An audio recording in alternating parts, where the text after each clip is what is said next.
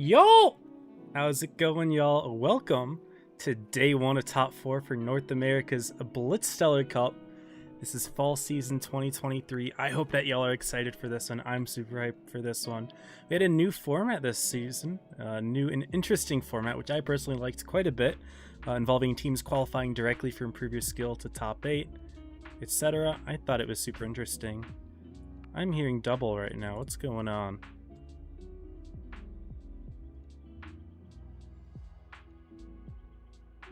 Sorry, one moment. Having some tech difficulties. Please stand by. I think one of my tabs is playing that's not supposed to be playing. Oh, there we go. Oh boy. Okay. We're good. Sorry about that, y'all. But oops. But yes, welcome. Yeah, where were we? So, new season format, which I thought was interesting. We've got some returning teams and a new team as well to top 4. So I guess I can go over the teams that we have right now. In the number 1 seed, we've got Origin, the defending champions, of course. They're 2-time champions. They don't need an introduction.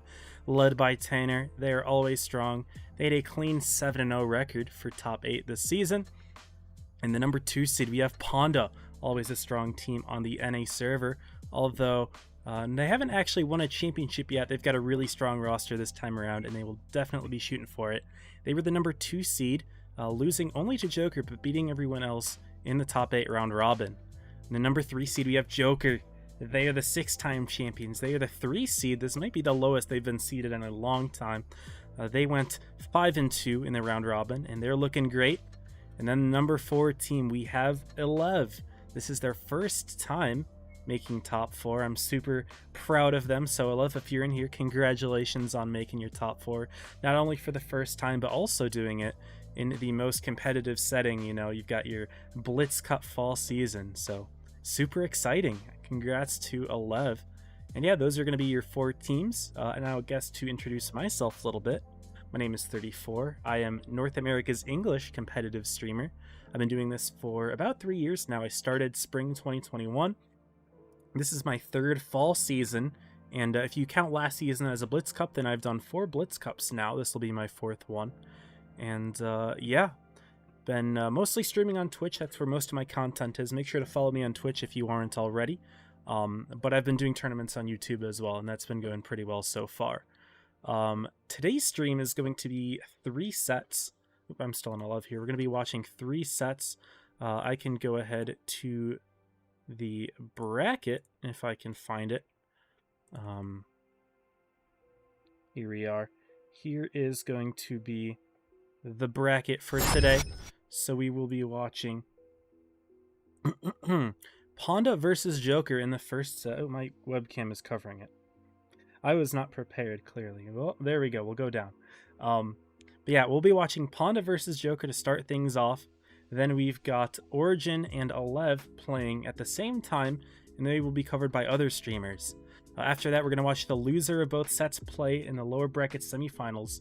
Then we'll be watching the upper bracket finals as well. So we're going to be watching 3 sets today. That means the stream's going to be about 3 hours long, which means the rewards portal is going to be open for about 3 hours. Yes, I know why y'all are here. You're here for the rewards, and I am going to show you how you can get those rewards right now. So let's go ahead and pull that on up. Thanks for the sub. Yes, guys, if y'all subscribe to me on YouTube, follow me on Twitch, that helps me a lot. It helps Wargaming to take me more seriously as a content creator, and I really would appreciate it. But yeah, we'll go ahead and show you how to get to the rewards portal. Let me go ahead and reset my webcam, I suppose, to a normal position. But you go in game, you see this thing on the top left that's switching around. On the left, oh, my webcam's covering it. I go back down. You see this thing, Blitz Stellar Cup, right here. You go ahead and click on that, and you can find links to all of the portals. You can click on me right here. That's me, 34. Or you could go to another streamer, and it will take you to something that looks a bit like this.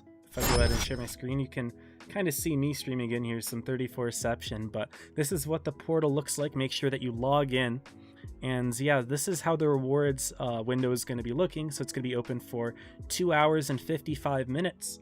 You can earn 1 key every 55 minutes, as you can see right here. So times 3 is 2 hours and 45 minutes, and we're giving you an extra 10 minutes of wiggle room just in case you don't get it right away. Now, somewhere on the bottom right, you're going to be seeing a blue counter and a gray counter. You want to make sure the blue counter is ticking up, not the gray one. If the blue counter is ticking up, that means that your time is increasing and you're earning rewards.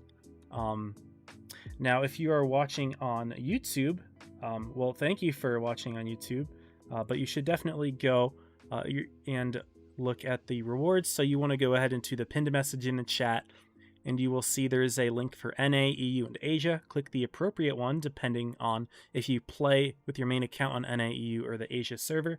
So if you're on YouTube, first of all, make sure to subscribe. My webcam is covering it, so I'll move back out of the way, but somewhere over here would be the subscribe button, so make sure to click that.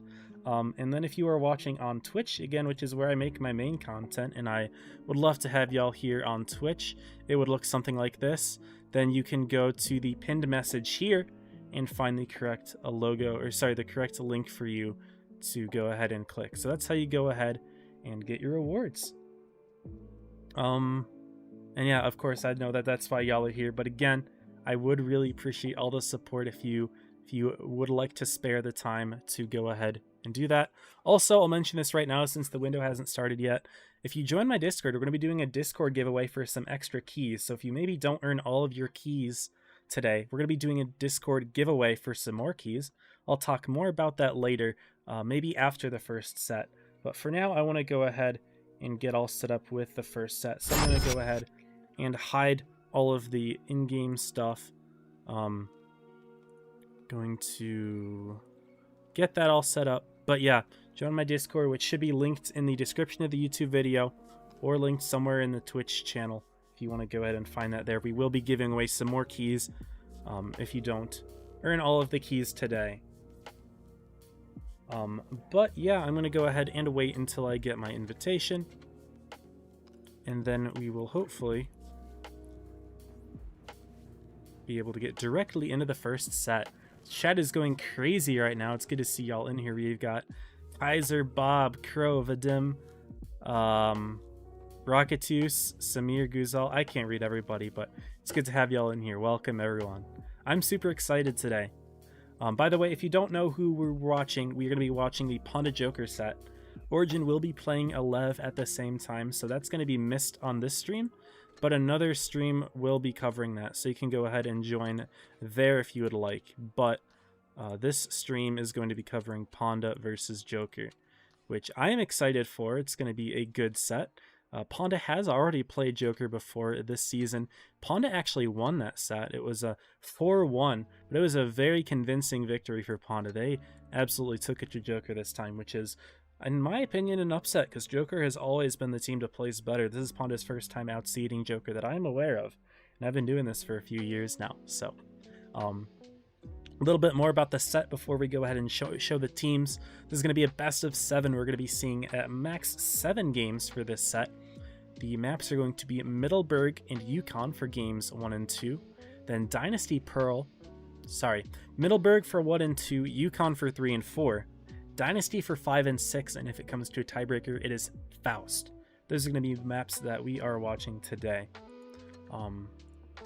But yeah, with that, I think we should be just about good to go ahead and show the room. So let me make sure that the scoreboard is correct. The icons are correct. And yeah, let's go ahead and show the teams. Here we are, y'all. The new logos for Joker and Ponda. And we already went over the teams a little bit. They don't really need any more introduction, but I guess can speak a little bit more to the meta that we've been seeing this season. It's been quite different than ones in the past. Obviously, the 10.3 update changed a lot of the tanks in Tier 10, almost all of them.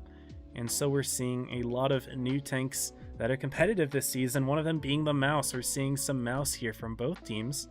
VK72 got some nice buffs. Kronvon's always been relevant. You know, you can't kill that tank. No matter how hard Wargaming tries, they never have.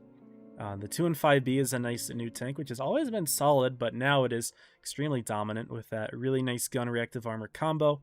Also seeing the bat chat here from Reaction in the John up top, which is an interesting thing that happens sometimes, because normally at least one tank spawns on top of the hill on Middleburg, so if Ponda happens to have a Mouse or a VK spawn up there, it could be very unlucky for them. We actually have seen it happen before, and it can cause issues if it's not the tank that you want up there. So yeah, that's always an interesting thing. Joker will run a light tank. They've got a bat chat. They are the only team with a light tank this game. You've got that complementing 2 and 5Es, 2 Mouse, a VK, and a Kronvon. Honda rocking 2 Kronvons, a VK, only one mouse. They will also have two 2-5Es. They're going to have an IS-7, so no light tank for them, but an IS-7 is a rather quick heavy tank. So we'll see how these two teams are going. Again, game 1 and 2 will be on Middleburg. Oh my goodness, seeing all the followers, all the subs coming in. Thank you all so much for the support. It really helps me out a lot. Oh my goodness, they are pouring in. Thank you all so much. I have to keep that muted, unfortunately. Otherwise, it would distract everyone. But yeah, 10 seconds, and we're going to go ahead and get started here. Joker Ponda on the map Middleburg. Let's introduce Middleburg.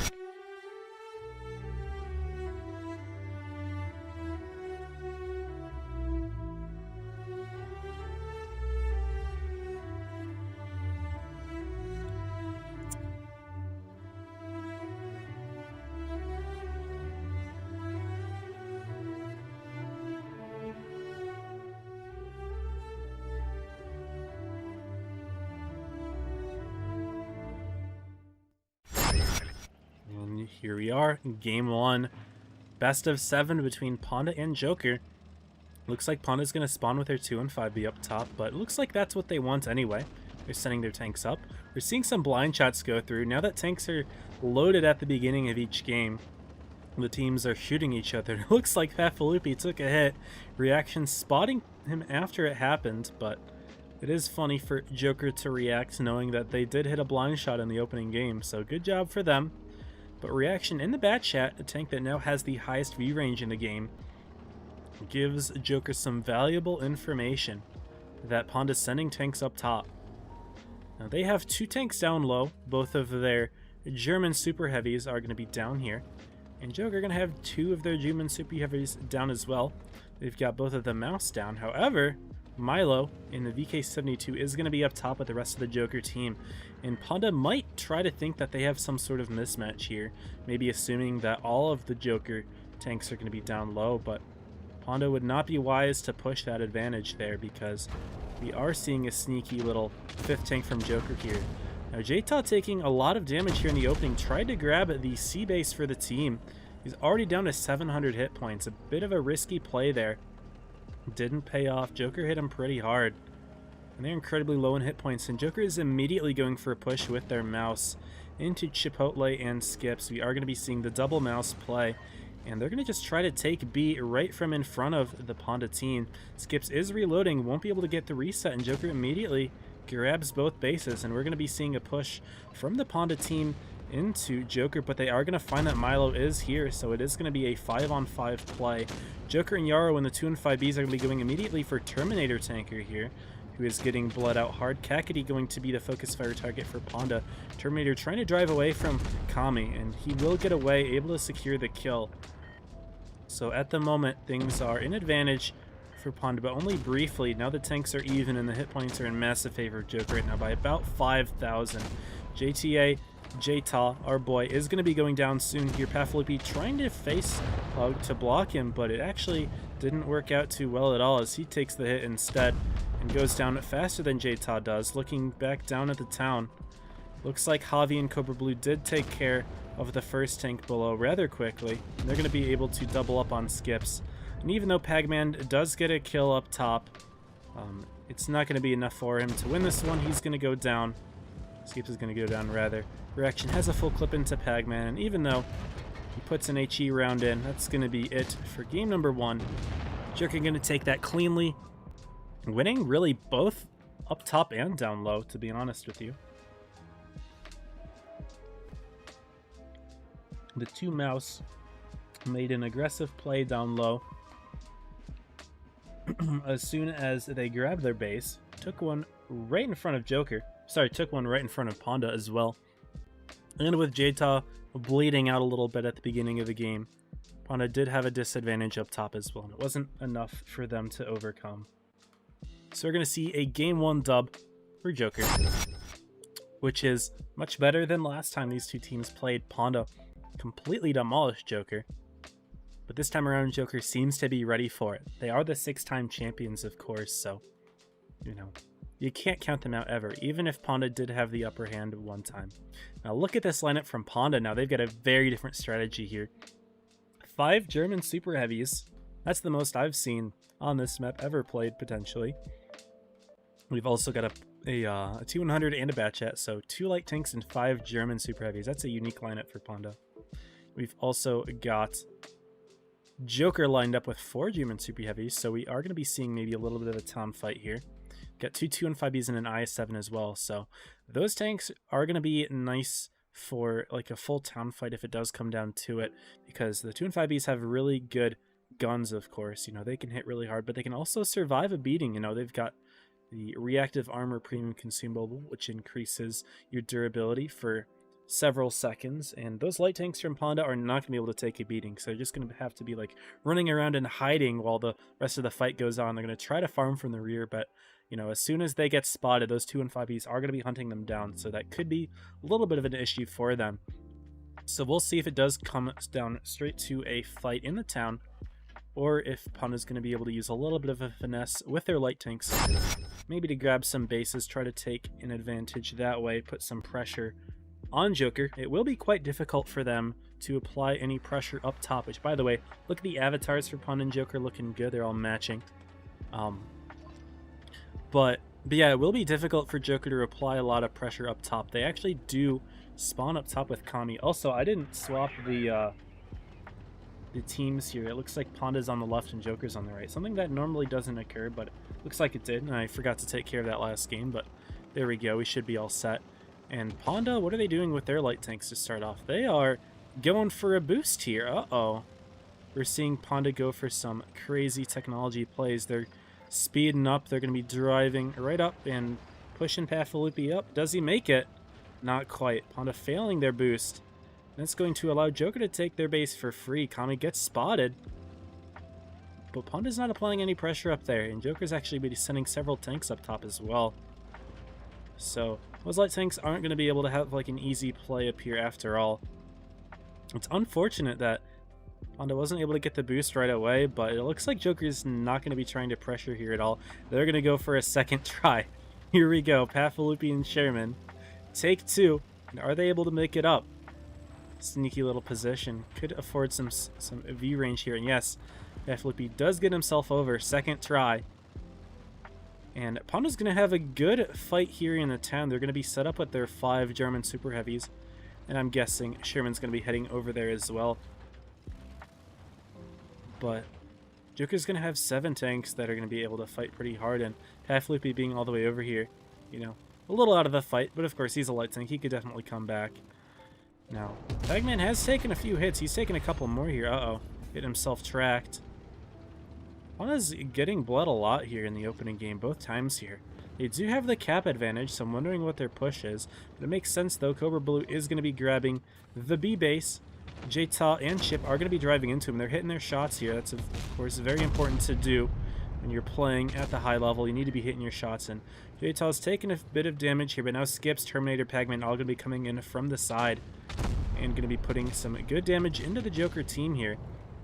Pafalupi is going to be driving down from his boost spot. It looks like he wants to join the fight straight away, so it wasn't really much use.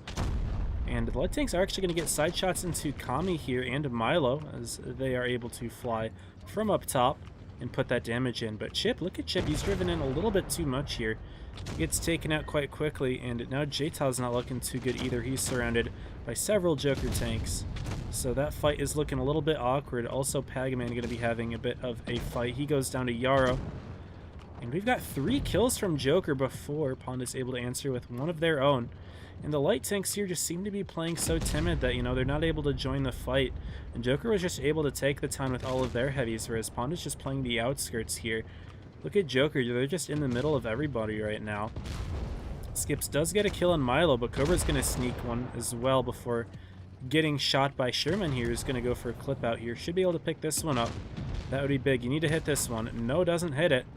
Unfortunately, things are starting to look a little bit rough for Ponda here. Where is everybody? Pafalupi running through the city right now. Looks like Sherman is getting hunted down. He's in the center of the map here, but not going to be able to run for long. Pafalupi does sneak the kill on Cobra Blue, but it's going to be very tricky for them to get out of this one. If they're able to somehow run away, it would be useful for them to, you know, try to win this game on points, but Yara's going to be able to get that kill. No problem. Cac picks up Sherman. Joker's up 2-0.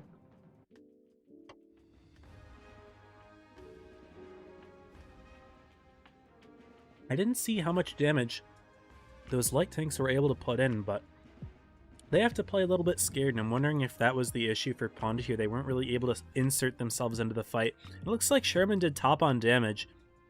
Paflupi not so much though, so it's hard for me to say if the light tanks were effective, but I think when it comes down to an all-out brawl, those are definitely not the tanks that you want to be having on your team.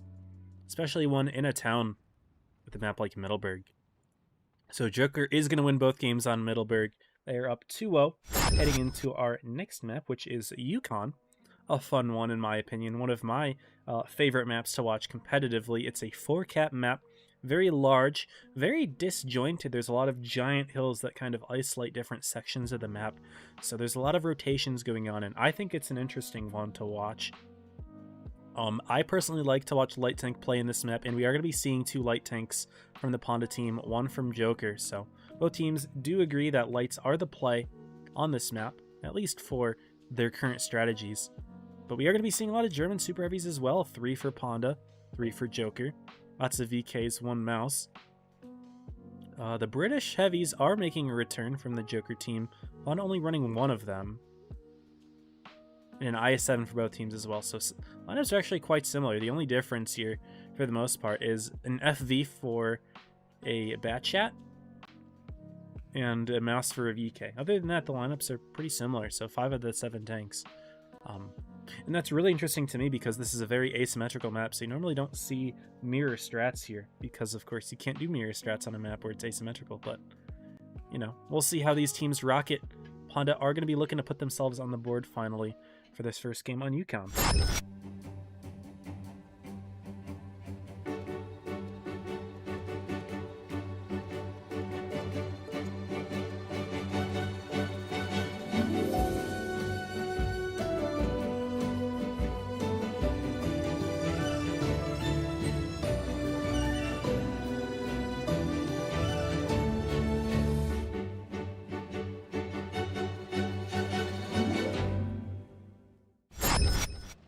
And game 3 loaded pretty quickly here, so very nice to see. We're going to be looking at Joker taking a quick B cap.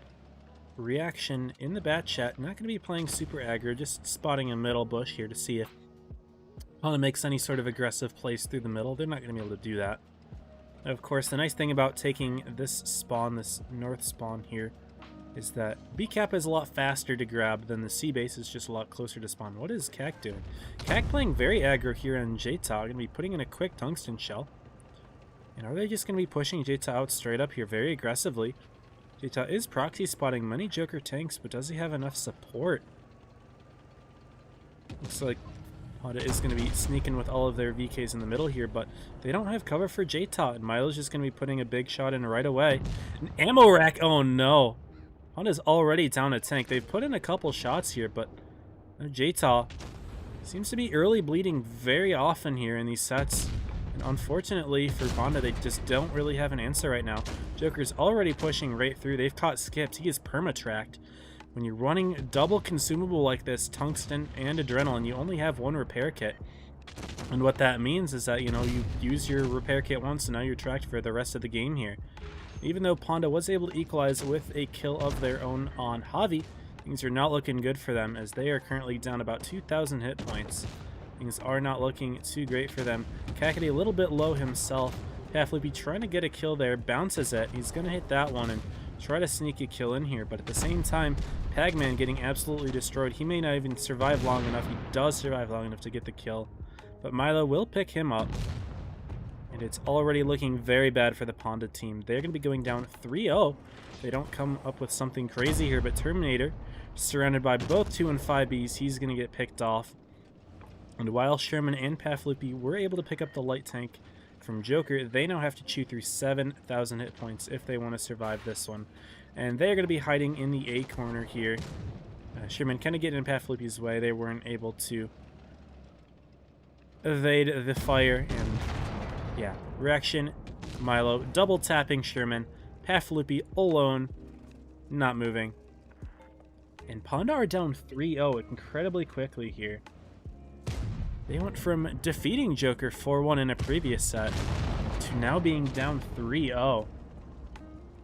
That is incredible. Shows the amount of preparation Joker put into this set. Looking absolutely great right now with the aggressive play onto Jta, who just was not properly supported by the Ponda team. Even though they had all of those VKs in the C cap, what they didn't prevent was pushing from B over through the middle on the other side of the building. And of course, that Amarek definitely helped with moving things on a little quickly, but wouldn't have made much of a difference, in my opinion, to be honest. Jta was already incredibly, isolated and wasn't going to be easy for Ponda to be able to support him, so. Just like that, Ponda are down 3-0. This could be an incredibly quick set here. I really want Ponda to get themselves in the scoreboard, but with the way things are going right now, it is looking rough.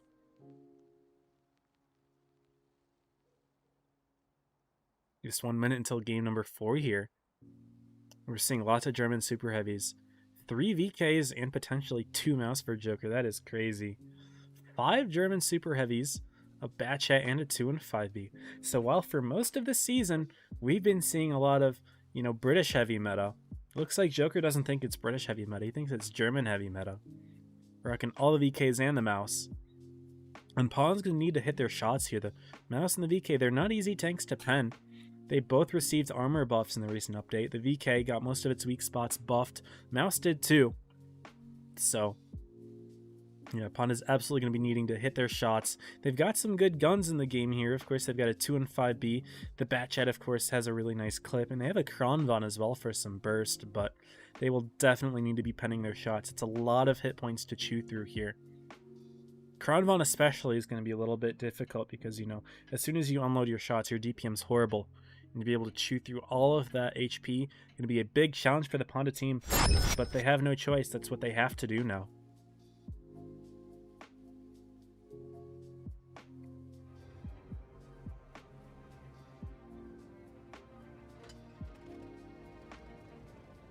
And let's see what occurs.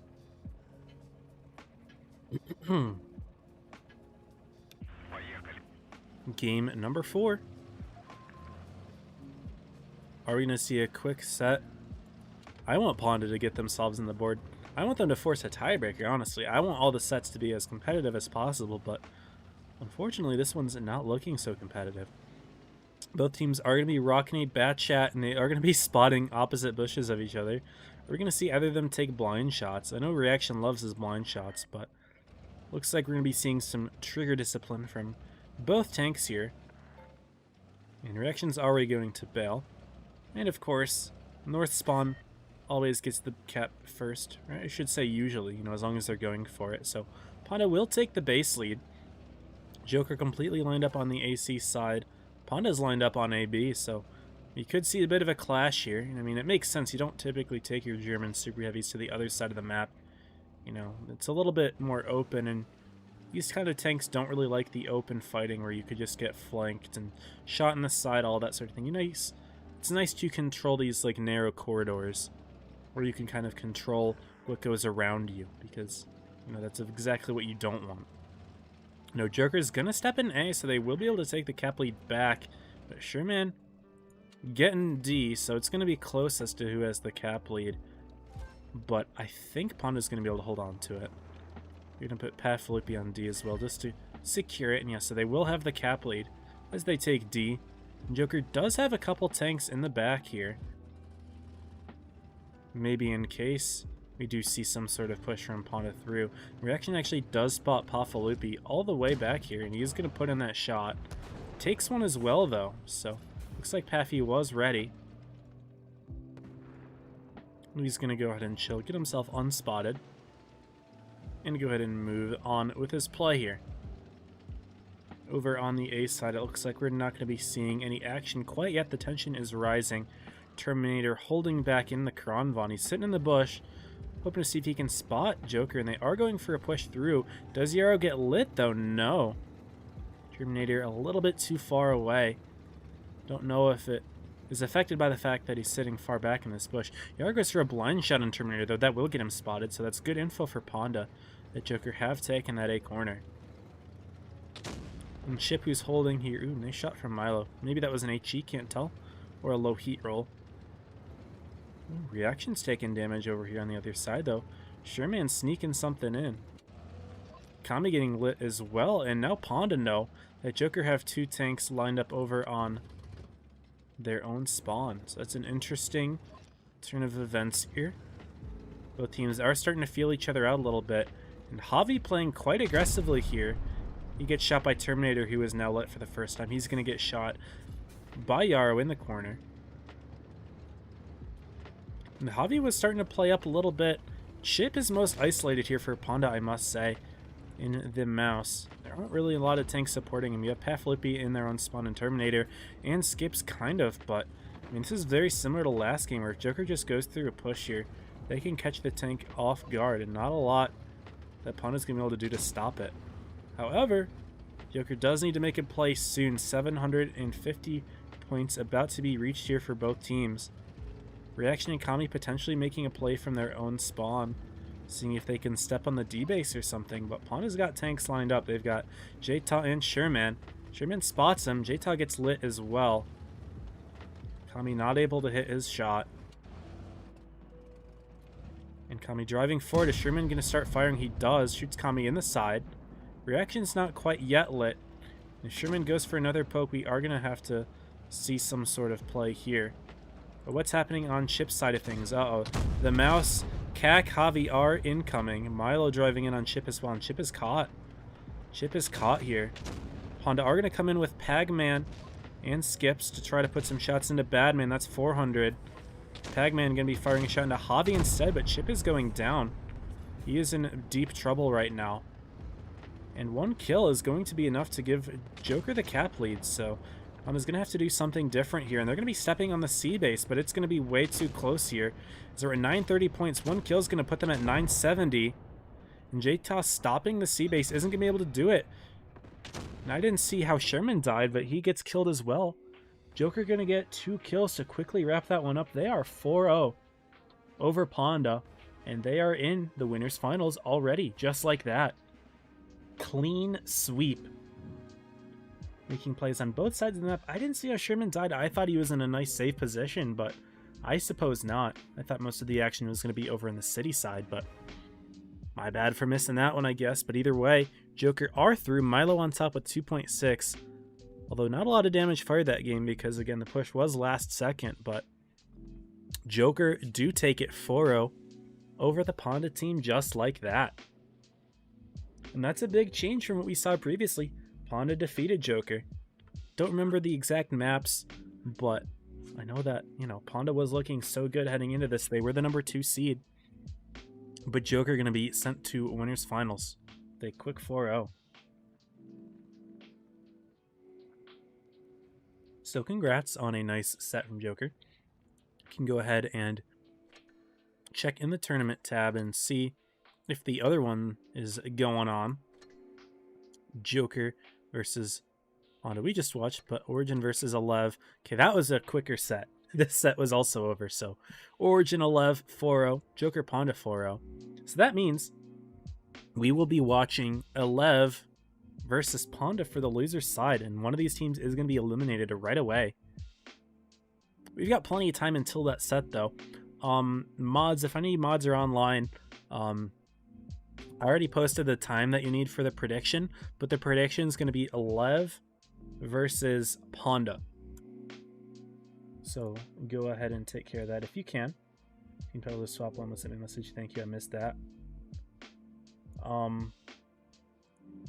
But I did catch that eventually.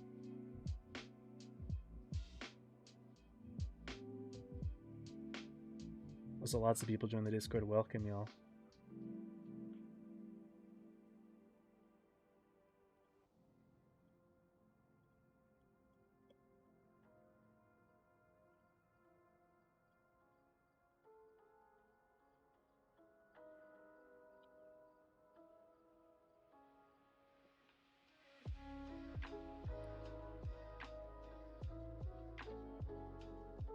Sorry, I had to go ahead and deal with some Discord members.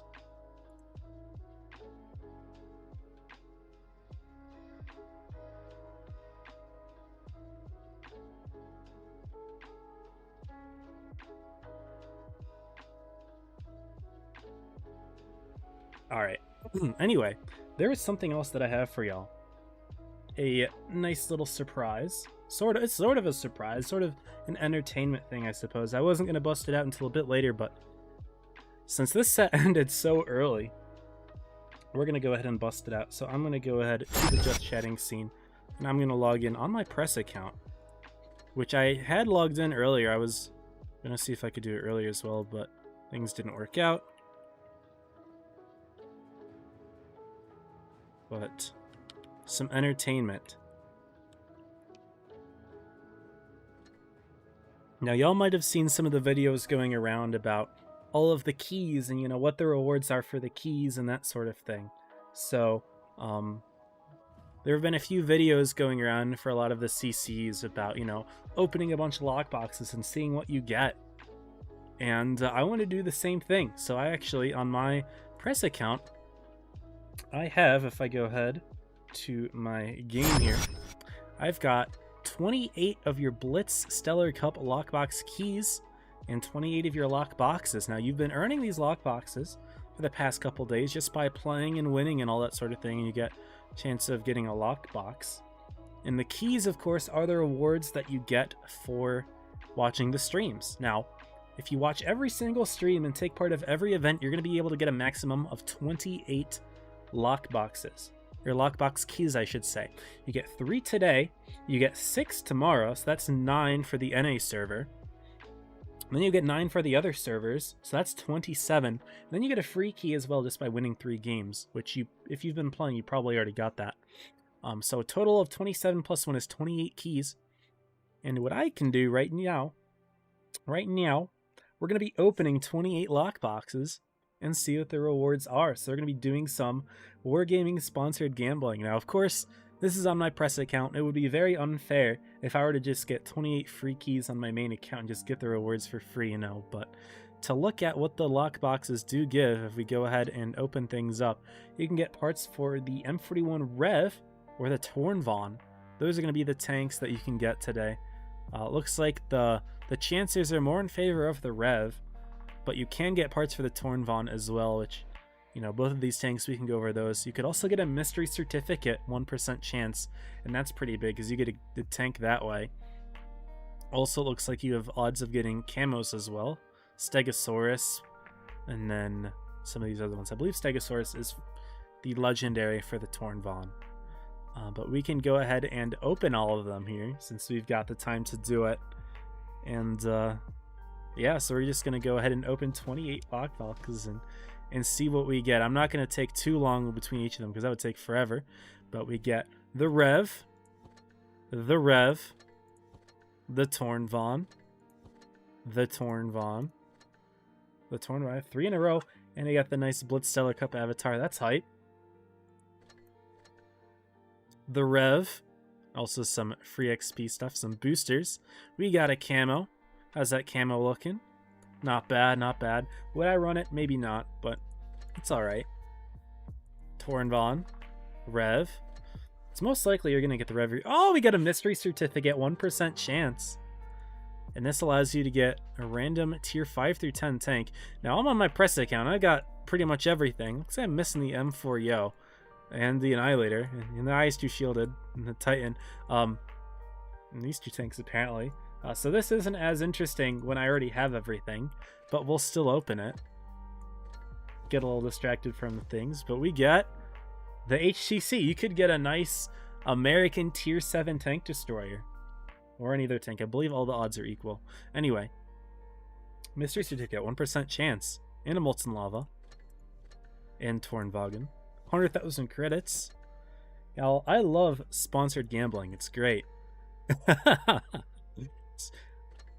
I will say, of course, you know, gambling, know your own limits, but this is free rewards that you just get by watching the stream and everything, so, you know, there's no harm in doing it, right? You might as well. Tornvon, Rev. Also, this is an old camo. It's not as rare anymore. It was given away, but this is an old event camo from like 2015 or 2016, so that's pretty cool.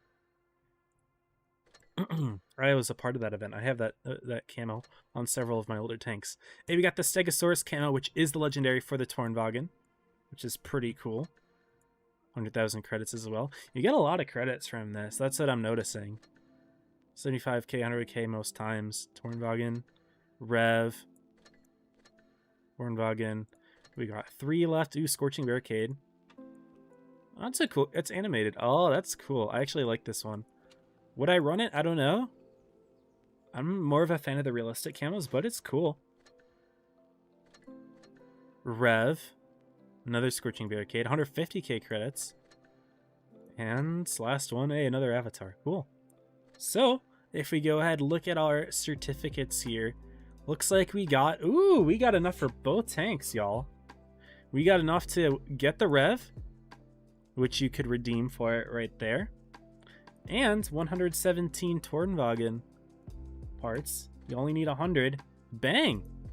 So, with my luck, I guess, I don't know how lucky I was compared to the average, but if you get all 28 of the free keys, you can get both tanks. It is absolutely possible. I just did it for y'all. I didn't have any of this stuff beforehand. These are brand new, by the way. These parts are like brand new parts. They're different from other events. I don't think they combine with the regular ones, but that's still impressive. Also looks like I got some free XP stuff I can combine. Combine this, I would be able to get this, although I already had a bunch of parts for it, so I won't talk about that. But just by opening the 28 free stuff, I got the Rev and a Tornwagen. And I will say this, on my regular account, I don't even have the Tornwagen, so I am definitely going to be watching all of the stream stuff to make sure that I'm getting these rewards. Because if I can get a Tornwagen, you know, that's a tank that I don't own. I would love to have that, so some cool stuff you can get just from the rewards. Again, make sure that you're watching through the portal to get them. And you'll earn one every 55 minutes today. I believe tomorrow one every 30 minutes, which is cool. But yeah. Also, Rod says, I like your cap. Thank you. This is actually sent to me by Wargaming for the 2021 Blitz Cup, and I've been wearing it a lot for tournament streams. It's very cool.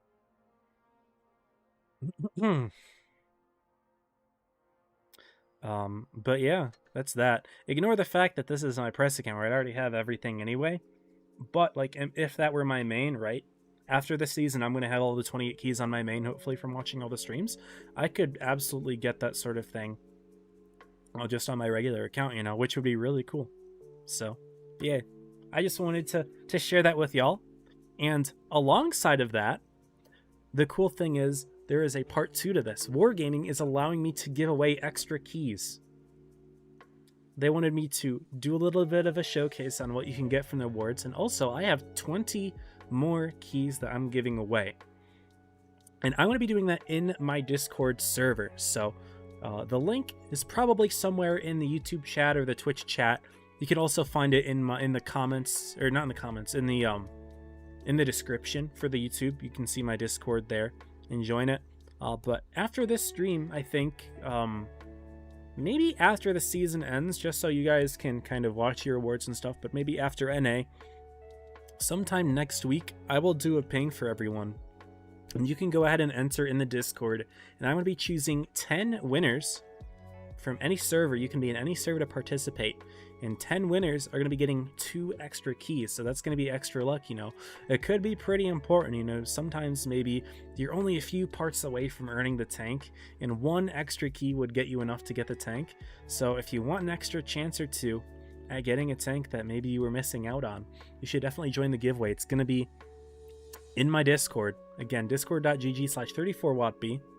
And yeah, you can find that there. Actually, I can go ahead and put that on the bottom here. Instead of all of my subscriber info and stuff, we can throw that there. You can see my Discord link there. Also, I have to scroll down and say, Snack, thank you for the sub, by the way. I missed that. 16-month sub. Thank you, Snack. I appreciate it. I have all my alerts muted, of course, but I appreciate that.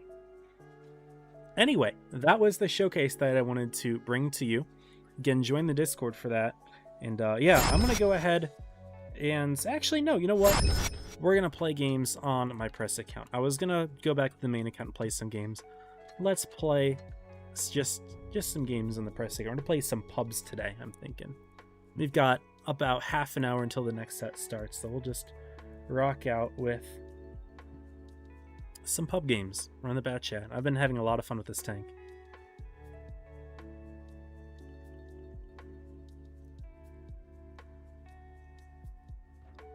I have a question about, are the certificates the same as the ones from Luxury Kits? Do they combine? Unfortunately not. The certs, did I mention it earlier? I forget if I mentioned it or not. Maybe the delay and you didn't see the answer yet, but no. They are different different certificates than ones from other events. Which personally I think is a little weird. You know, I think that is definitely kind of strange, but it is a thing. And so be aware of that, right? You're going to have to earn all of the parts from these keys.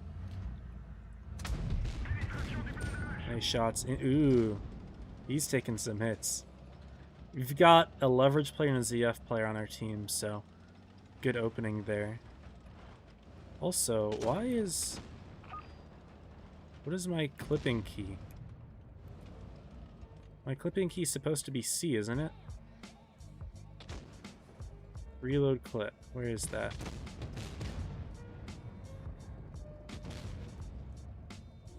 Am I blind? Gun reload. 5. It's supposed to be C. A little bit of an awkward moment there. People asking what portal. It is in the pinned comment, Rob.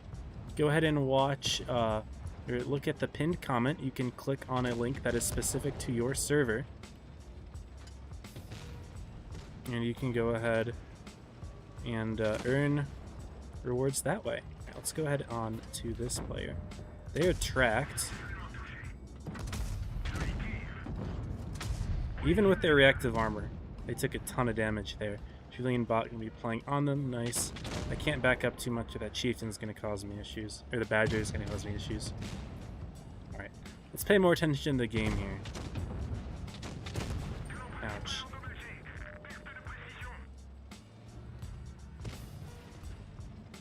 But let's go ahead and make a play there. 1. Ouch.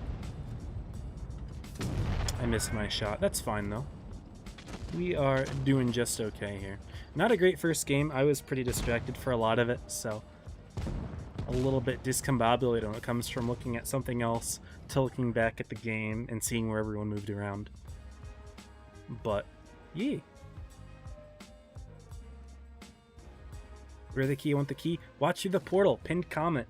If you're playing in the NA server, click the NA link. Or on the EU server, click the EU link, etc. What are these? Camouflages. Cool. Actually, I like this camo a lot. I'm going to buy it. I mean, I'm on the press account, so it doesn't make a difference if I buy it or not. Cool to collect, I suppose. We'll buy them all.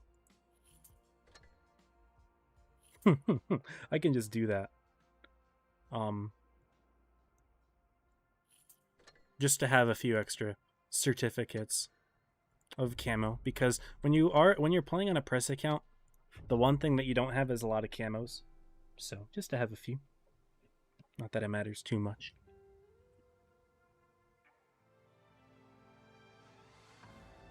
Also, my phone just pinged me saying unusual activity alert on my Discord because a ton of people are joining. So welcome everyone who's joining the Discord. We're going to be doing that giveaway probably next week, but I'll do an @everyone ping, so you won't miss it, hopefully, if you have the pings turned on. I don't want to interrupt everyone's experience watching the tournaments right now. So we're not going to do that right now because, of course, I'd rather y'all have the stream open and earn rewards and not have to close the stream, right? Because you want all the time on the portal that you can have. But at the same time, I do want to get that giveaway going at some point. And we're definitely going to do that. This player. We're bouncing all of our shots here. What is going on? The team is all lined up over there. What are our heavies doing? Our heavies are still on spawn, which is kind of annoying. They grabbed C base.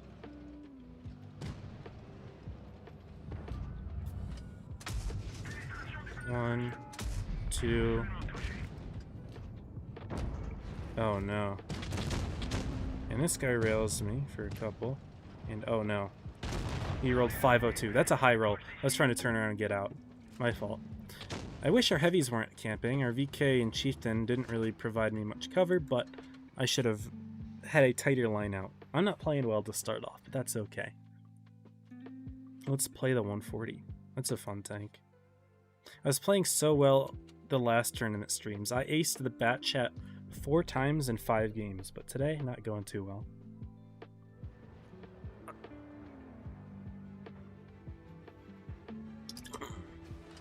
Anyway, I know y'all aren't here for watching me play this game. You're here for the tournament stream, right? You're here to watch tournaments and have fun? No, you're here for the rewards. I know what you're here for. But I do hope that y'all are enjoying the content. Even if I'm not playing too well. It happens sometimes, man. It happens.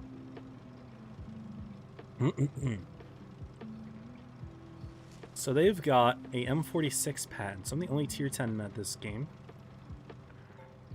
I'm gonna go for a quick cap on A. I'm not gonna peek here just because I don't want to get blind reset, and I'd like to give our team the cap lead.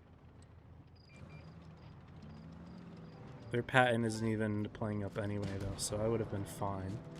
What's our KPZ doing? Questionable decisions, that's what. At least we hit their patent for a big one. And I will have a nice line here on these players. If my team can continue spotting, but our KPZ is still getting himself destroyed.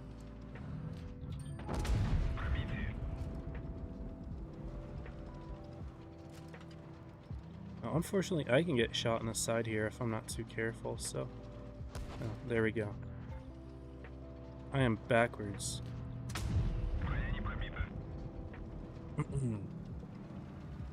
Hopefully our 183 covers me if that E5 peaks, but he's not looking that way.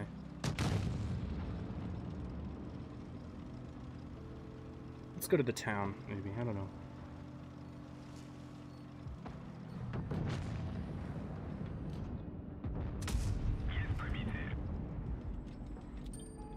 I'm at lit. What is spotting me? At this distance? There's no way.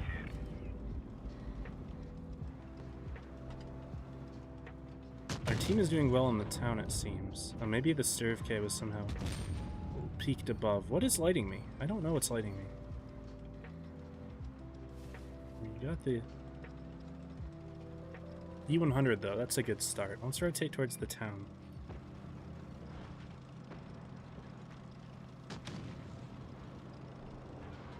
And that's all of them, right? They've got 5 tanks in their E5.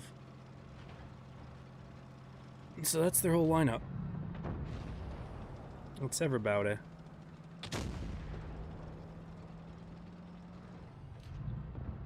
You play all the way back here, can we get lit? Now that I fired, yes. No. Still not penning this player, unfortunately.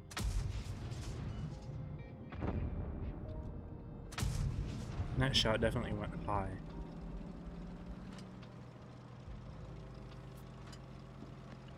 We're winning on caps, though. I'd like to do a bit more damage, but, I mean, I won't complain with the win, you know, so... Let's make a play. Let's just do it. You know, we'll have some fun. Have some fun. He's gonna activate his adrenaline. Don't care. Don't run away from me. There we go, that's a kill. There's the 777. E5 died. P95 is right here. Don't max roll me. Nice. Bouncing his side somehow. Jeez. I have to use gold on his side. We are not getting much damage here, I'll tell you that. This is some yikes gameplay. It's fine though.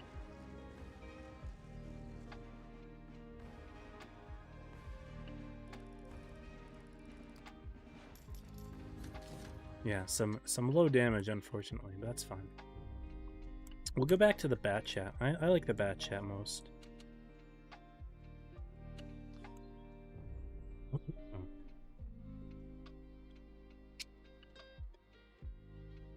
Made a bad opening play there. I didn't think their E5 would make it all the way out there. With their tank spotted in the middle. That's cool though. Maybe you'll have a good game. We got Hanzo man on our team. He's pretty good.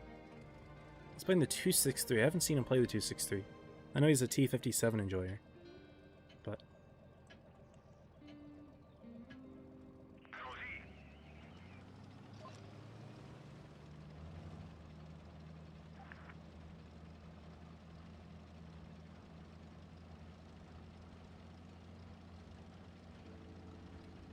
let's make a spotting play on this side of the map. I don't normally do that, but I think it would be interesting. If I go like right here to start things off. I'm unfortunately a little bit short to see his lower plate, unless I do that. But it's a nice free opening shot. He fired. They are here. Interestingly. If this 60 TP drives forward, maybe we could shoot him.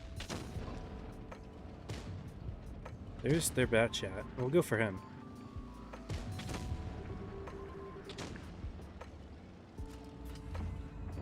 Or the Sheridan, I suppose. We'll just kill him right away. Goodbye. We lose our V4 though. He pushed into a lot of tanks. Definitely a little bit much there.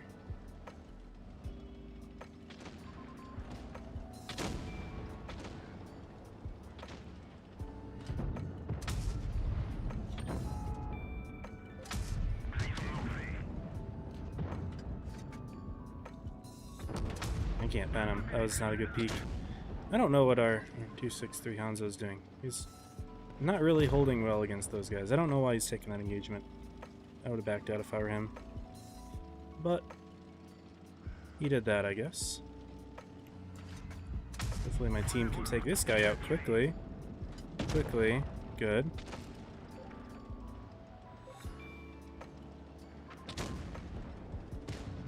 I think I want to kill their light tank. Never mind, some already dead. Your IS-7 fired. One in there. One there. And we'll track him. He missed. Nice. Nub, he says. He called me a nub, y'all. For tracking him or something, I don't know. There we go, we're having a better game here. And he fired, so we can go ahead and load our premium consumable. And get that. All the damages. Better game.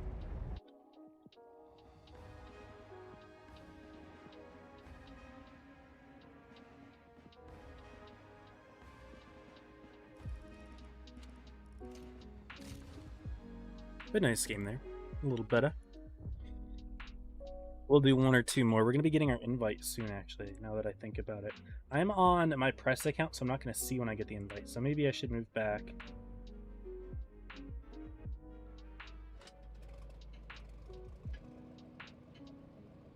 Maybe I should go back to my main account in a sec. Just so I don't miss the invite. Auto loader moment. Apparently there's a lot. Graham Cricket says hi stream. 72 says hi stream. Oh, they know my press account's name apparently. It's unfortunate. Also, this guy's blocking me. Good job, Brenbro Braggins. For not even looking at the hill for some reason. Questionable. It's okay though.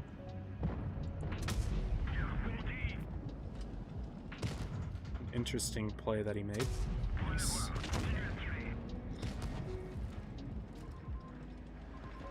We have a concept. He should be playing a little bit more aggressively, I would say. And I have a leopard over there. Okay. Our concept can afford to play aggressive, right? He's a hull-down monster, and mine's is a map for hull-down monster tanks. Nobody's saying let's attack. Why would I attack? I'm going for this guy.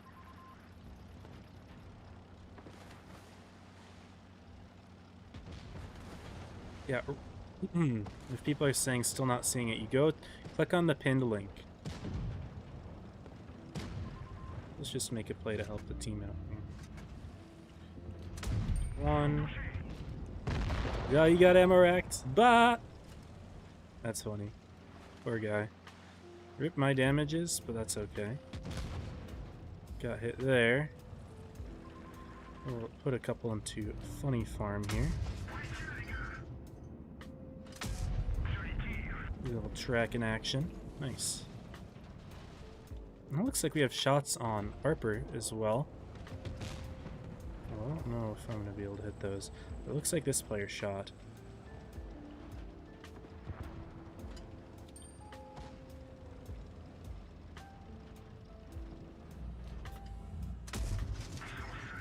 Please don't. No.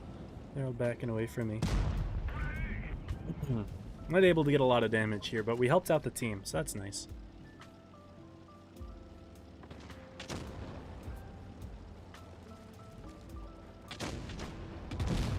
Our teams are too good, this looks like. It's alright. Nice. I'm definitely going to have to change my press account's username after this. I changed it to a player name so that I don't get recognized whenever I use it. But it seems that people are already recognizing.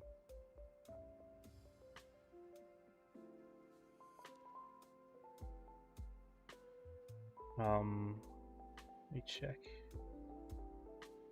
Okay, info. Yeah, so I have a little bit more time. We'll play another game or two.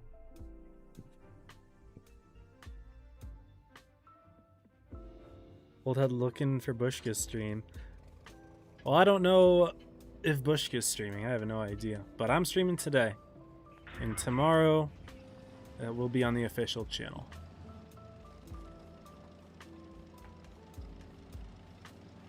Now, I'm going to go ahead and make a play over on this side of the map. They've got 2 meds and a light. Very possible for them to push this side, although it looks like potentially not. We couldn't do something a little crazier. Let's just do it. Let's just send it. 1, 2. Oh shoot, they are here. Oh boy. Okay, I wanted to send it. Unfortunately, I took a lot more damage than I wanted to. I thought I'd risk it, because I didn't spot anything. I spotted nothing. Nothing at all. So I thought I was fine to try it. Didn't work, though. Alright, let's get ourselves safe.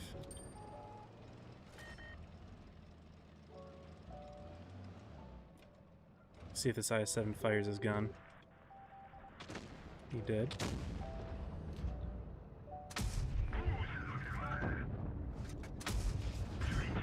We lost our 30B though. How do we lose our 30B already? Don't know. Their 30B is low. Oh! Interesting. And he tried to fire at me through this.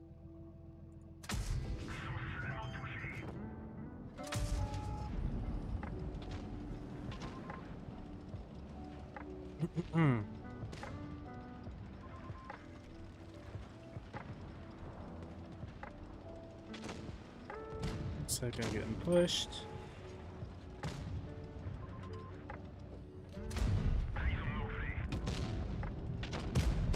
Where'd that go? Dang. 30B got me. I was tunneled. I tried to hold him back for the rest of the team, but didn't work.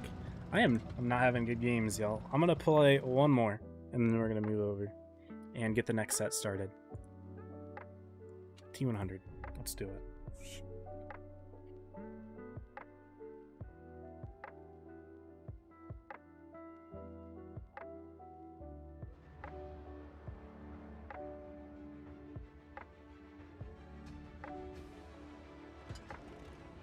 T100 is probably my favorite tier 10 overall, like in the history of this game. Although, right now, I'm not sure if I'm enjoying the bat chat more. I might be enjoying the bat chat more, to be honest. Hard to say, because the T100's mobility is just so fun. How low profile it is, it's just so nice. But the bat chat's incredibly strong right now with its clip.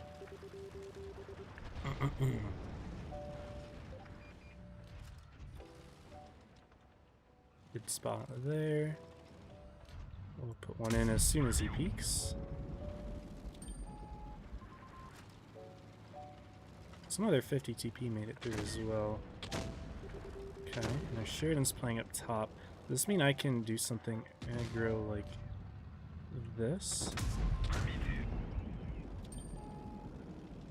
When I play like that, I can kind of avoid getting shot from that side of the map. Is this guy looking at me though? He is. Fair enough, buddy.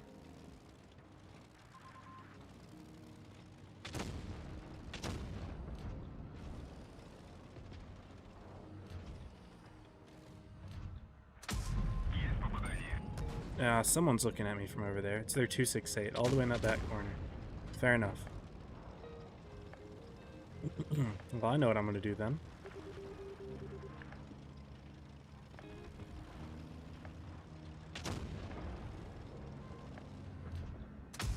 Oh, he's just gonna chase. This guy.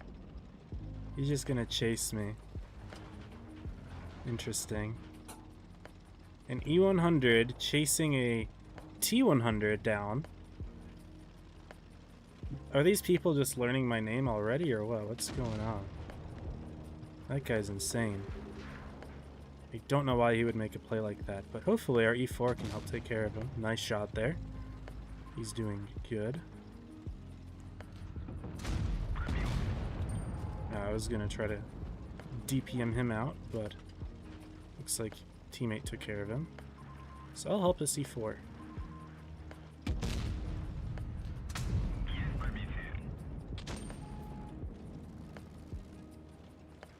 Their E4 dropped?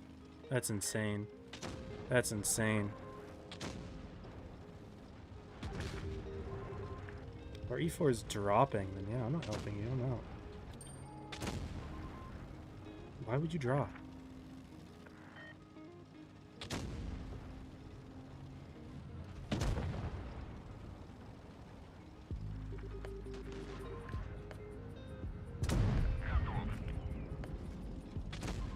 Just a 183.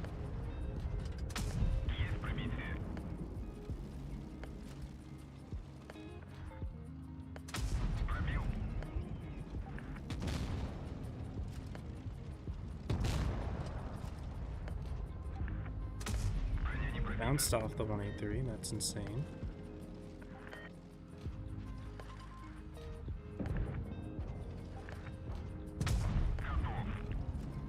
U100's still alive.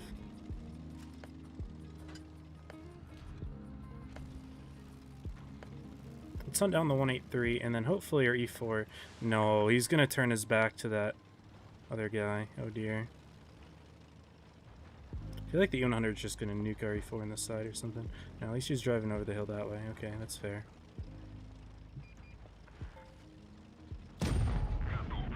Nice. And here's the U100, who almost chased me all the way down A. That would have been insane if he did. Bases. We are winning on bases. What's your point? Why would we cap C? We're winning on bases.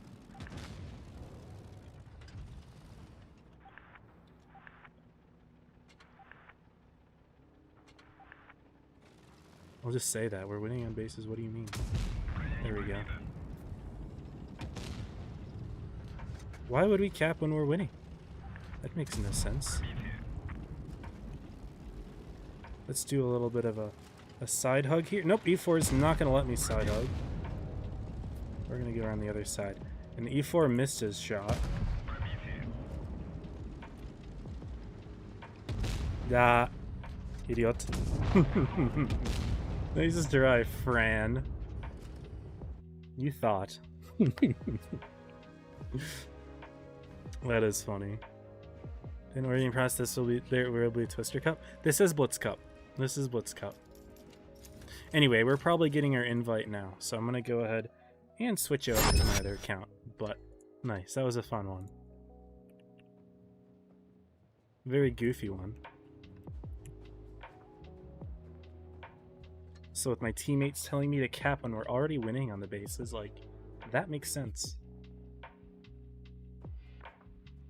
Like, there's no chance that an E100 is beating a T100 LT in the cap, so what's the point of me going out of my way to do that when I could just try to farm the damage first, right? Like, think about it, you know? Think about it.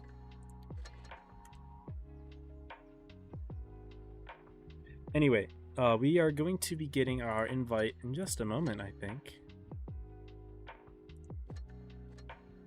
So I'm going to go ahead and leave it. Again, this is Ponda 11. They both lost their sets.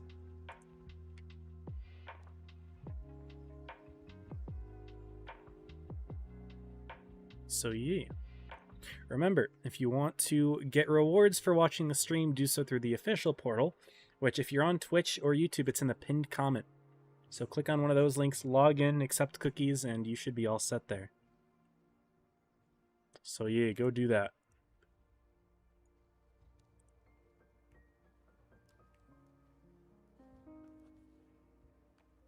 Anyway, I am waiting on my invitation.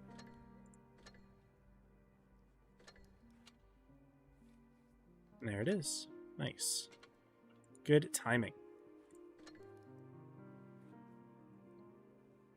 Now I'll go ahead and set up the scoreboard.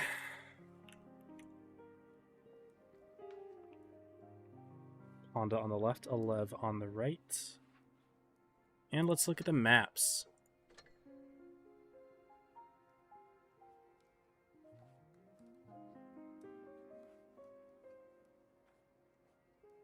Listening to Discord, awesome. Okay, so let's look at the maps for this set. We're going to be seeing Canal for games 1 and 2, my favorite competitive map. I'm excited for that. Rockfield for 3 and 4, a solid one, a staple of competitive. New Bay for 5 and 6, and Vineyards for 7. So if we see Tiebreaker, it is going to be on Vineyards. Now, Alev versus Ponda here are fighting in the loser's side. Both of these teams have already lost their first set. Hey, thanks for the raid, Megalion. Welcome. How's your stream, man? Probably not going to be able to see your response because chat is crazy, but thank you for the raid, bro. But yeah, both of the teams have already lost once, and this is double elimination. So the loser of this set is eliminated from the tournament in 4th place. I believe it's $300 for each player, I believe, in 4th place. So this is a $50,000 tournament.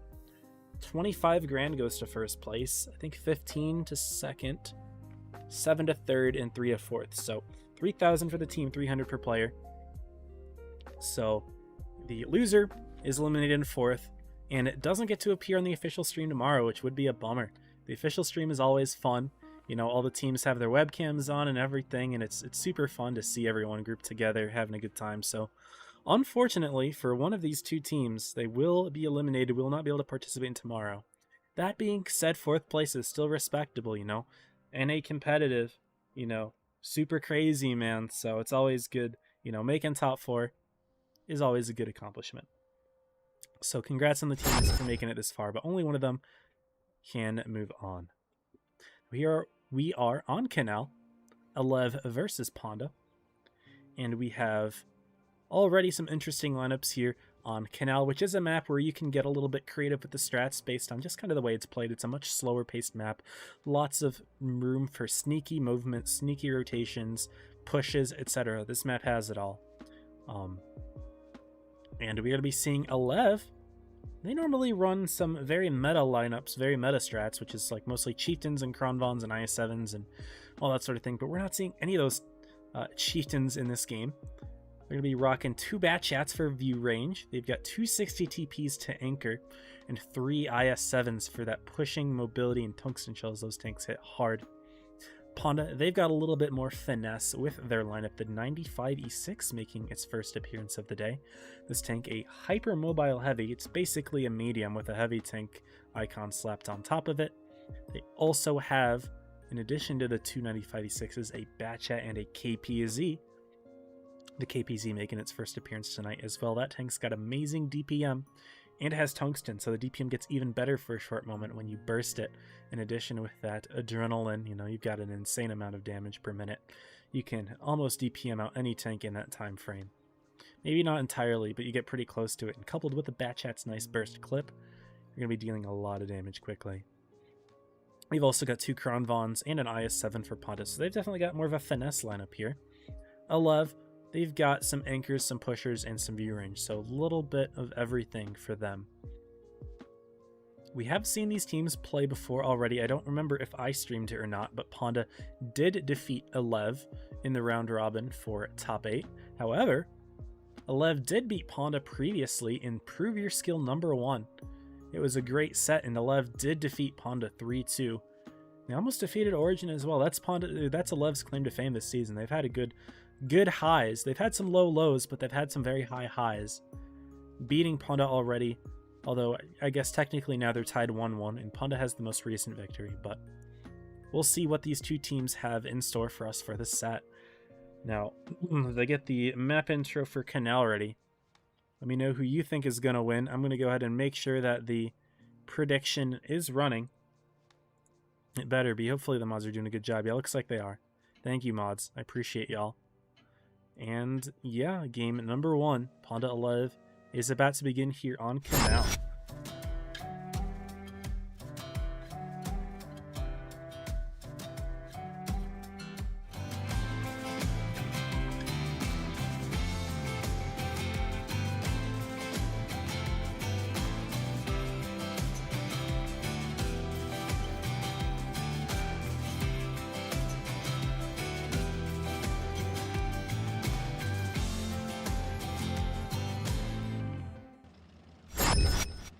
Here we are with game number 1 right away.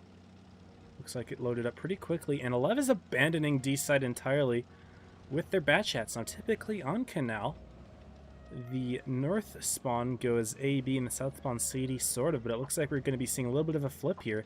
Ponda going hyper aggro with their IS-7 right in the middle, 2 crons right behind, and Sherman going for aggro spotting, but he is not going to light anything, so he gets directly into that decap. And Suoko, who was originally holding town in the 60 TB, just going to dip right on down.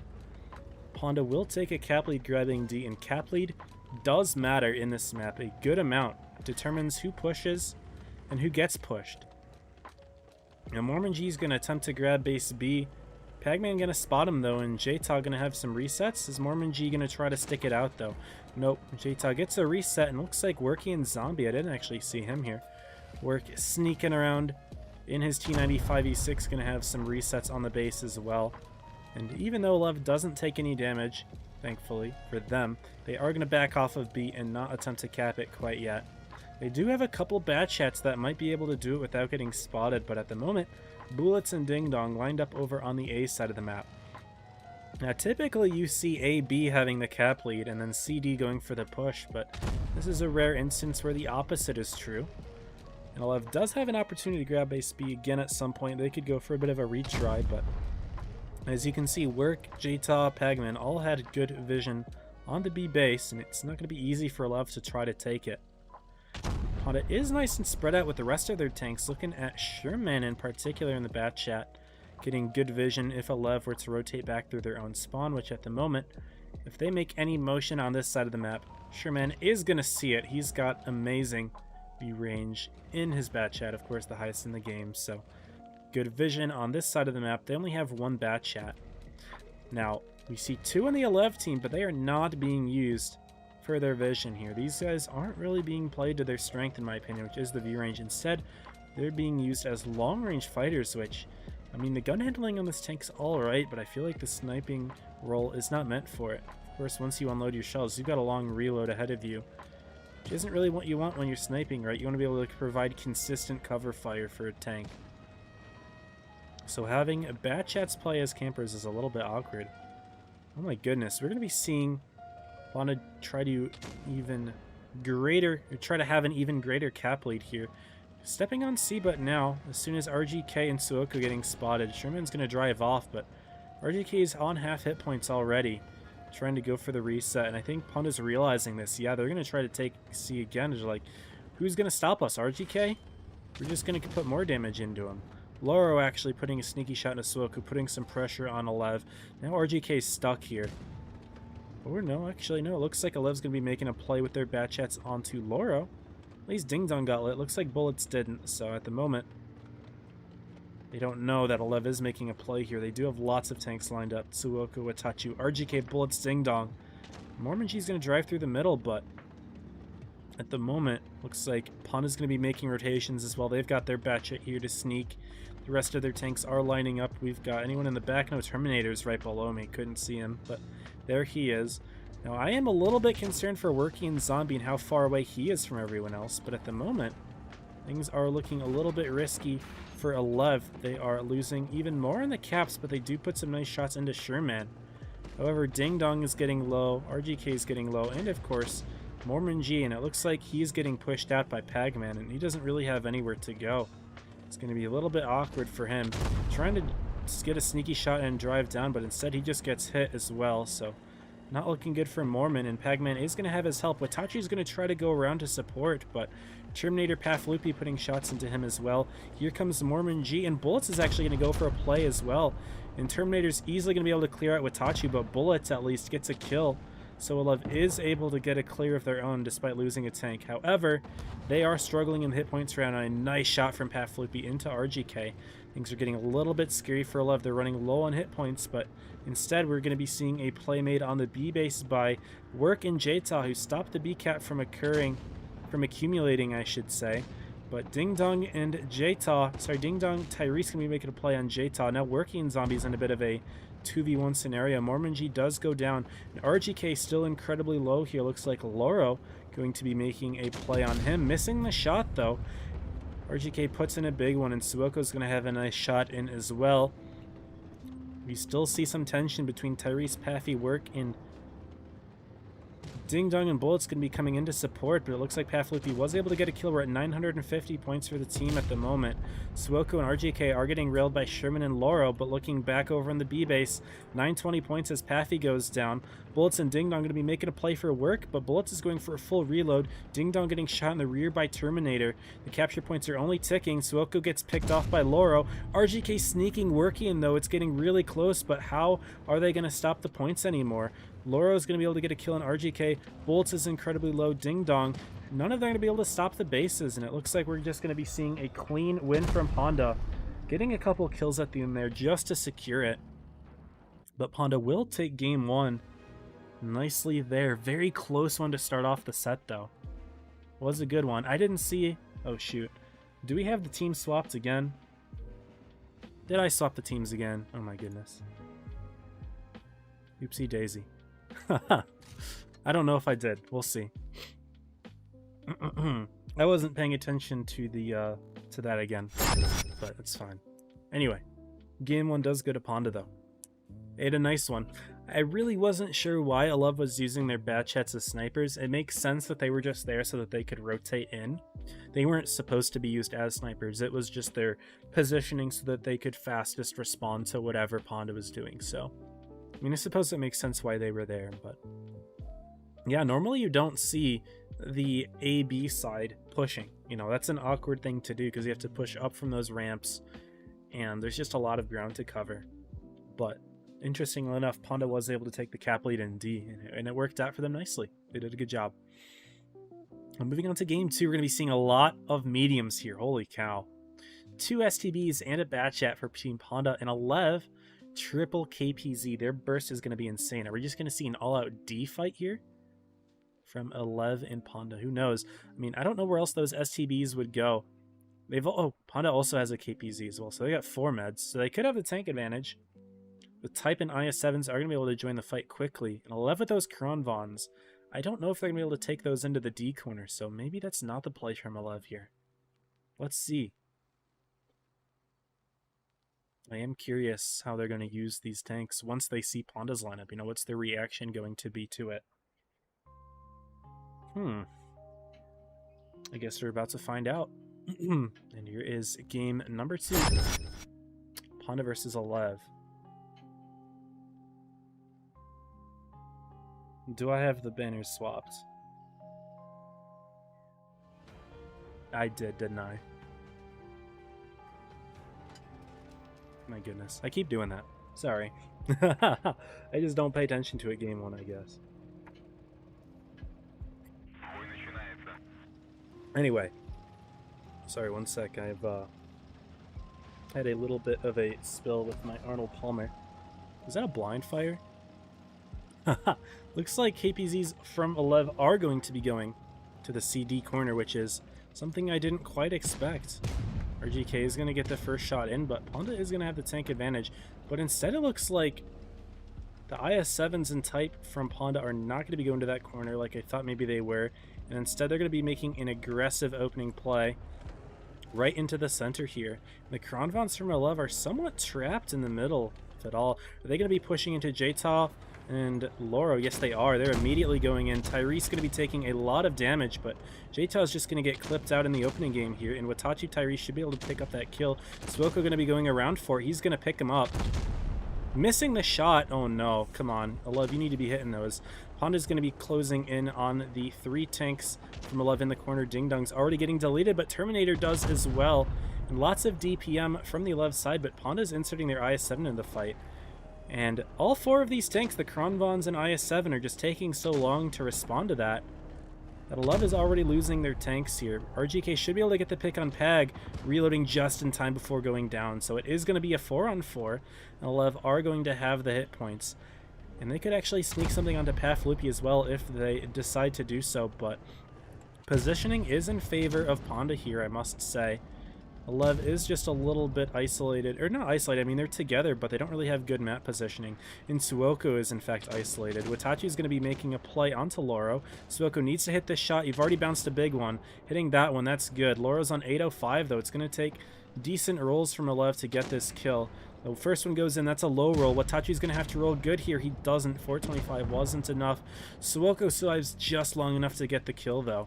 So we are going to be seeing hit points relatively even for the 2 teams. It's a 3v3, but look at this position from Paflupi here, very sneaky. And Tyrese has 2 tanks on either side of him. He's got Paflupi in front, Working Zombie in the back. And Working Zombie does put in a big shot to get that kill, and Bullets is a little bit too busy trying to crossfire Sherman in the bat chat to be effective in assisting.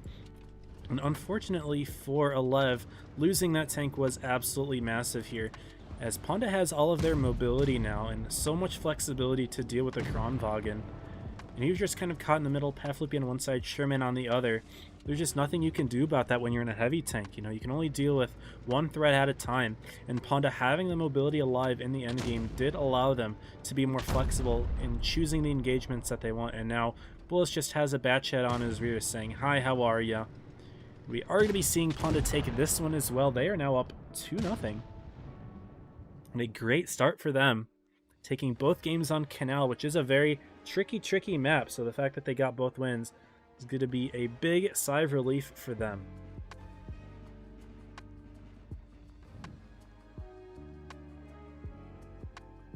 So a nice game 2 from Ponda. Work on top with 4.6 in a type.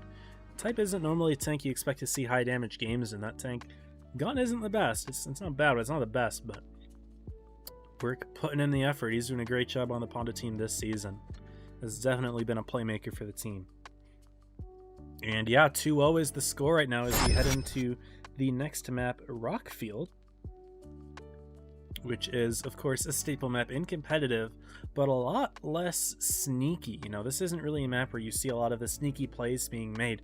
I mean, yes, there are rotations and pushes, but it's a small map. You can look at the mini-map right below me and see most of the area is just, you know, unusable, right, with all of those hills. So it's just a giant, you know, bowl, basically, that all the tanks fight in.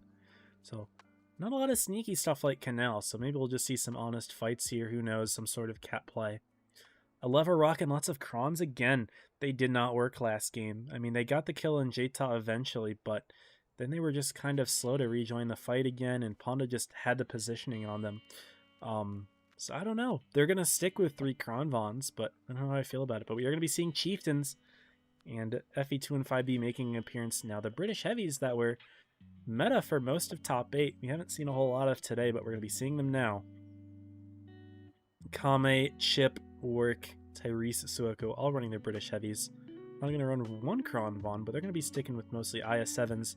They're also going to be having a bat chat and Ding Dong with the Lev in the T100 LT.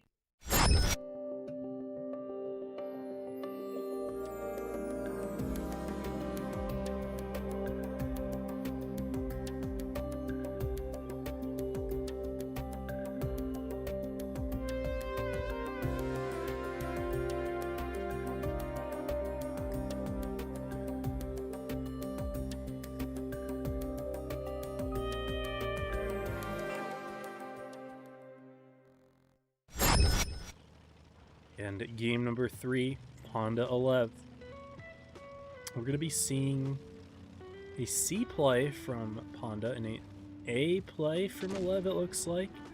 Ding Dong and Sherman spotting each other in the middle. But Sherman, of course, in the batch has a lot better view range, and he spots out 5 tanks on the 11 team, so that's good info right off the bat. Ding Dong also gets shot from Paflupi in the rear. I don't know if Ding Dong was spotted when it connected, but I'm pretty sure Paflupi knows that he hit it. And we are going to be seeing a lot of early bleeds from the 11 team. They are getting hit a lot. Tyrese has taken some damage. Ding Dong, of course, took his hit. And Pond is going for a quick cap lead, tripling the C base. And Blitz using A. He can get reset by Akame here. Yeah, Akame just puts in a nice shot. Resetting A. And he's going to be able to do it again. He's still lit. He's just shooting HE at this point, but it is enough to reset the base. Blitz is just going to keep trying, but now Ding Dong is over on the A side. So Blitz can back out of here without issue. He's just going to back out. And I think Pond is going to realize now, oh wait, someone else is grabbing the base. They're going to blind fire the other side. Ding Dong hasn't been reset. Paflupi firing towards the center. No reset there. 11 will finally get their base, but the delta between the two teams is more than 80 points.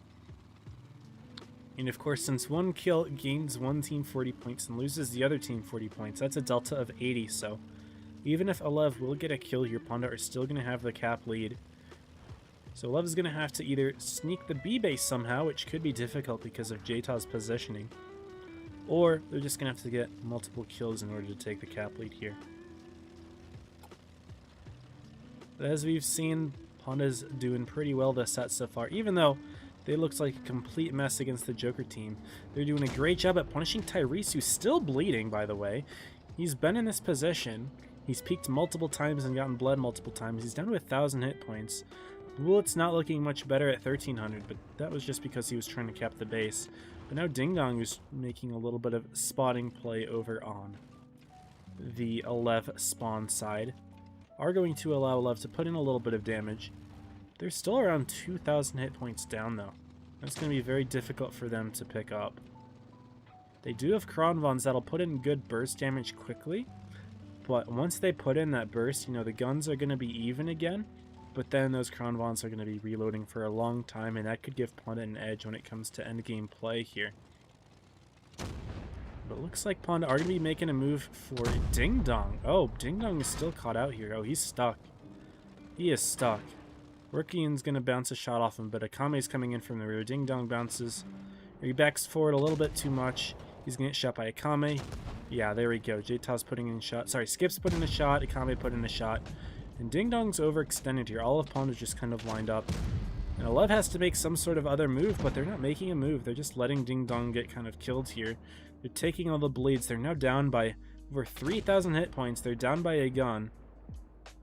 Tyrese, Suoko, and Bullets are all at half HP. The only low tank for Ponda is Akame, but if Alev wants to get a push onto Akame, they have a lot of open ground to cross, so it's going to be very difficult for the Alev team to make that ground, especially when all the tanks on this side of the map, these two chieftains, are just on 1,000 HP each. It's just not looking good for Alev. The HP difference is almost 4,000 points out at this point. It is not looking good. We're at 800 points for Ponda as well in terms of the cap. Paflupi moving forward from his camping position. And Alev could make a play in him, but Workian and Chip are going to have center firing lines. Jta as well. Is he going to step on the B base just to add more pressure? Nah, no need, right? Watachi's making a play over there. No reason to do that. Jta's going to put a shot into Mormon G during the crossing. Paffy's dropping low, but Watachi's not even looking at Paflupi. Could have at least tried to put some shots in there, but no, he's just going to sit in B. He is now surrounded by all of the Ponda tanks. Paflupi just going to open his clip right into Watachi. Down he goes, 950 points. And while Akame and Chip are low, they are incredibly safe. Just chilling over on the C side. Cap points are at 960. Ponda's just going to sit in B to add insult to injury. And this is an absolute stomp of a game. Despite the fact that the hit points, it's a 5,000 difference, which isn't massive considering we've seen like 10,000 difference games before. But Ponda had complete control the entire game. Lev didn't really have any opportunities there. Or at least they didn't even seem to try to create any opportunities. The only thing that they really did was try to push their light tank forward for some spotting, but then Ding Dong just got stuck. It was an easy punish for the Ponda team as they are now up 3-0. Are we just going to be seeing all 4-0s in this season? Oh man. Alev, I know y'all can do it. I know this is your first time in top 4, but I believe in y'all, right? Put yourselves on the board. Come on. You can do it. I'd love to see competitive sets here, but This is tough to watch, man.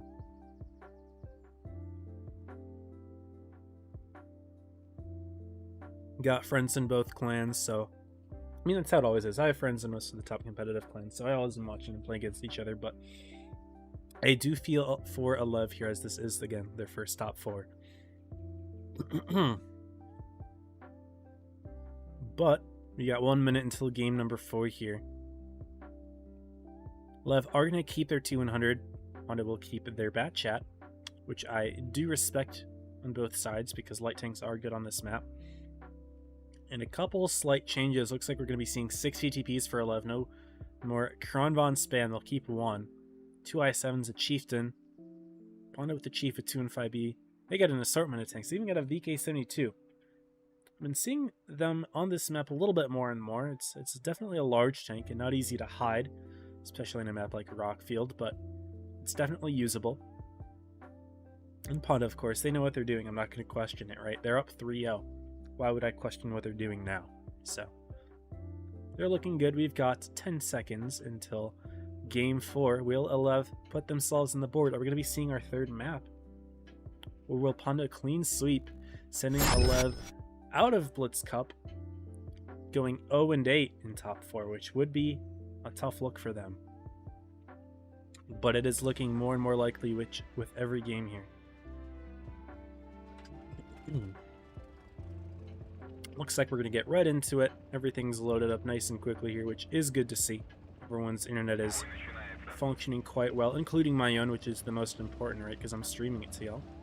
I need the best connection. It looks like things are working well. They have been all season long, you know. Not to jinx it, right? Knock on wood, but it's interesting to see Ponda running double Kronvon now after seeing the Kronvon's not work too well for Alev, but Alev's making an A play now. Are they going to put bullets directly into B base? They are. Not right away though. Looks like we're going to be seeing the audible play to back right off, putting a shot into J-Ta, and instead going for an A capture here. Ponda is going to be making a similar play. Skips is going to sit into it and just kind of build the tension here, but Ponda has a tank over on the C base. Sure, man. He was going to be able to grab C without any contest here, unless Ding Dong rushes in to get a reset, but Akame's here, so I think once he sees Akame, he's not going to want to make that play. And yeah, so Alev's going to back right off there, giving Ponda the cap lead once again.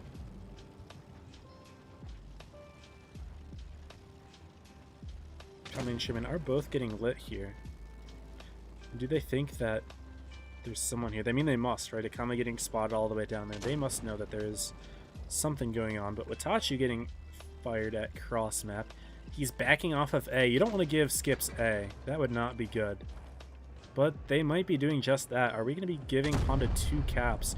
Are we going to be seeing a push here? Yeah, Watachi and Mormonji going to be going in on Mr. Skips here, but both of the Kronvons from Ponda are going to be clipping Watachi out. He's taking a lot of damage. He's down to 300 HP, but Skips getting completely deleted.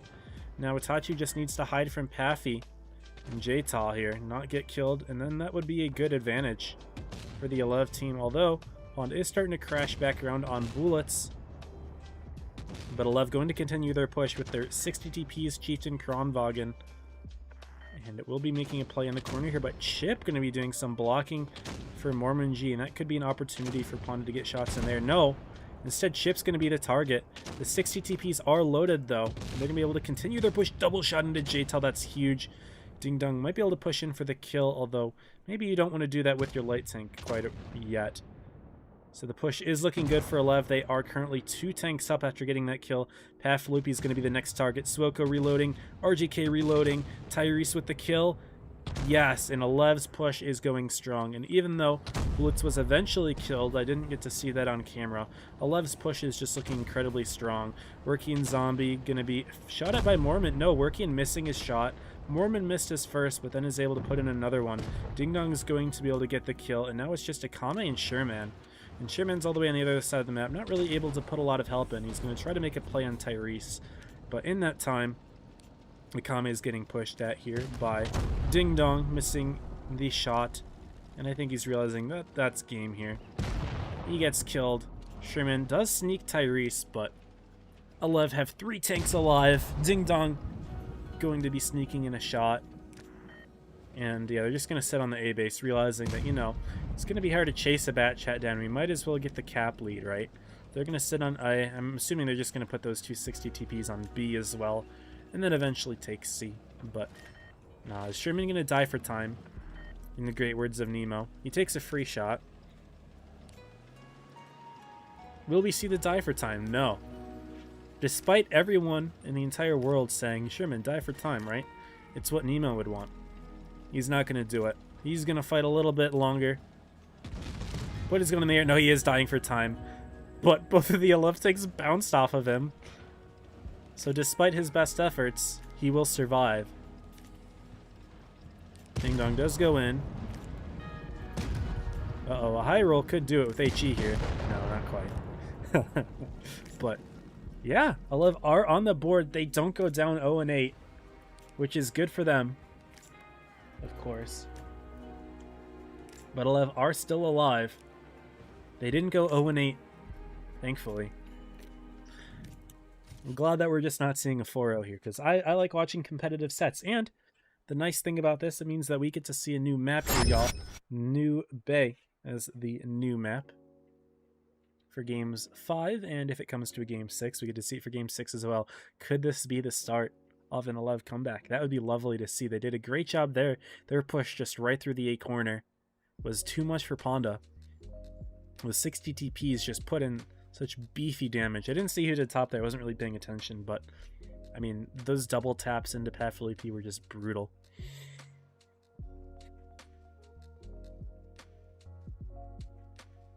What's up, Pharaoh? Good to have you, man. Welcome to the stream. Glad to have you back, by the way. I missed you.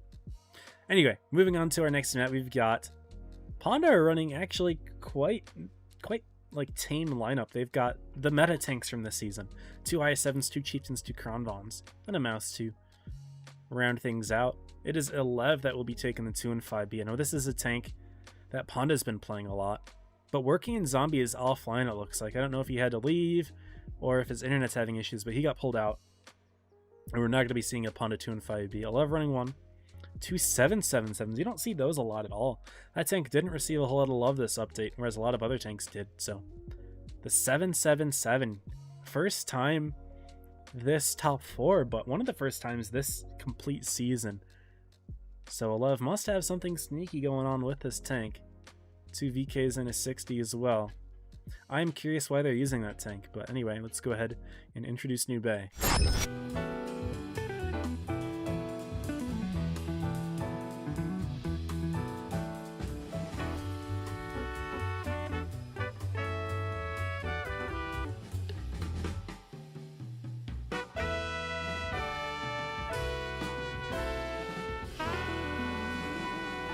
I love the intro music for this map. It's so good. This one and Yukon are probably my 2 favorites. Anyway, here is game 5 between Ponda and Alev. Are we going to be seeing the start of a comeback? No light tanks this game, by the way. New Bay, you don't see them that often. It's possible. They're definitely usable, and they can be really strong in the end game. We actually saw Straight use one. And he's driving from J-Top, by the way. Just want to point out that he drove into that corner. But no, Straight had a 7K clutch from their Bat Chat this season. And so it's definitely a very usable, tank class, lights on this map, but not going to be seeing any of them. What is Alev doing here? They're going for the bold assumption that Ponda's not here. And Watashi is just going to drive straight into the B base? That is crazy. No, he's firing the walls. They're firing at the walls to make it look like... What? Why are they firing at the walls? I don't know. I don't know why they're firing at the walls. There's some sort of tech there. There's a reason, I'm sure, but I just don't know what it is. But no, Itachi, maybe not driving all the way forward. I thought maybe he was going to step right into B, but no, he's just going to get into that sneaky little hiding spot for Ponda to find. Also, Suoka, who's been hiding all the way back here, does get lit in his position, so... Alev, we're trying to sneak something with their 60 TP, but he's not going to be able to do anything. And now Ponda just knows that he's there. But Alev's getting into B. They will put Watachu into B, so double cap for Alev. And while Ponda have lots of their tanks lined up in the center, their Crown Vons, of course. Crown Von's a very strong tank to have in the center here. They're both looking right down the middle, looking at them both, yeah. It's a strong tank to have, but they're kind of non-committal right now. They're starting to rotate back to their spawn, presumably to take the B base from Watachu. But Watachu's still going to be in this little sneak position. And Lev do have lots of fire to help right now. They've got Mormon G, they've got Bullets and RGK to crossfire, but also if Ding Dong and Tyrese drive forward a little bit, they can help as well. The only tank that's really disconnected for Team 11 right now is going to be Suoko, who did get spotted out, so unfortunately the surprise is over. However, Honda's a little bit split themselves. They've got their Kronvons again lining down that center lane.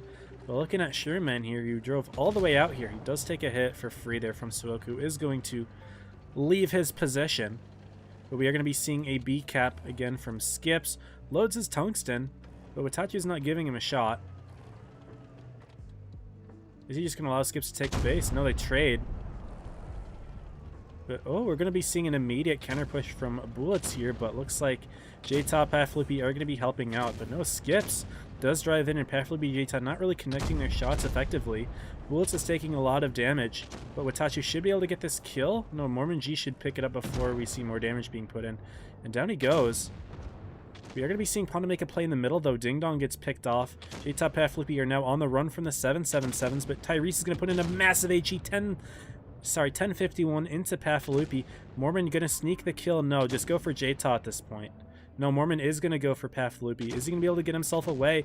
Will he be able to back around the corner? Mormon G gonna sneak the shot? He does get it. Very nicely done there. And Alev is gonna be surrounded here by the Kronvons, but the Kronvons are now empty. Bullets is gonna be able to put in some more damage. Suoku takes out Sherman all the way in their own spawn. And even though Bullets is incredibly low, those Kronvons are still reloading. Those clips are horrible. Tyrese saves the shot from Bullets, saving Bullets' life. He's able to put on even more damage. Watachu going to go for the kill here. He gets it. That is crazy. And Alev's hopes are still alive here.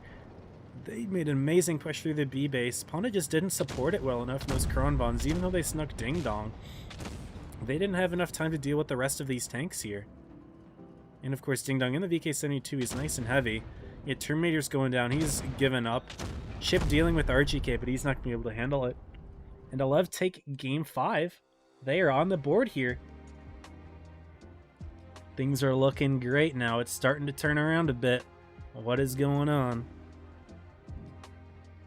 What's up, Mian? Welcome. Man. Will we see the comeback? That is crazy.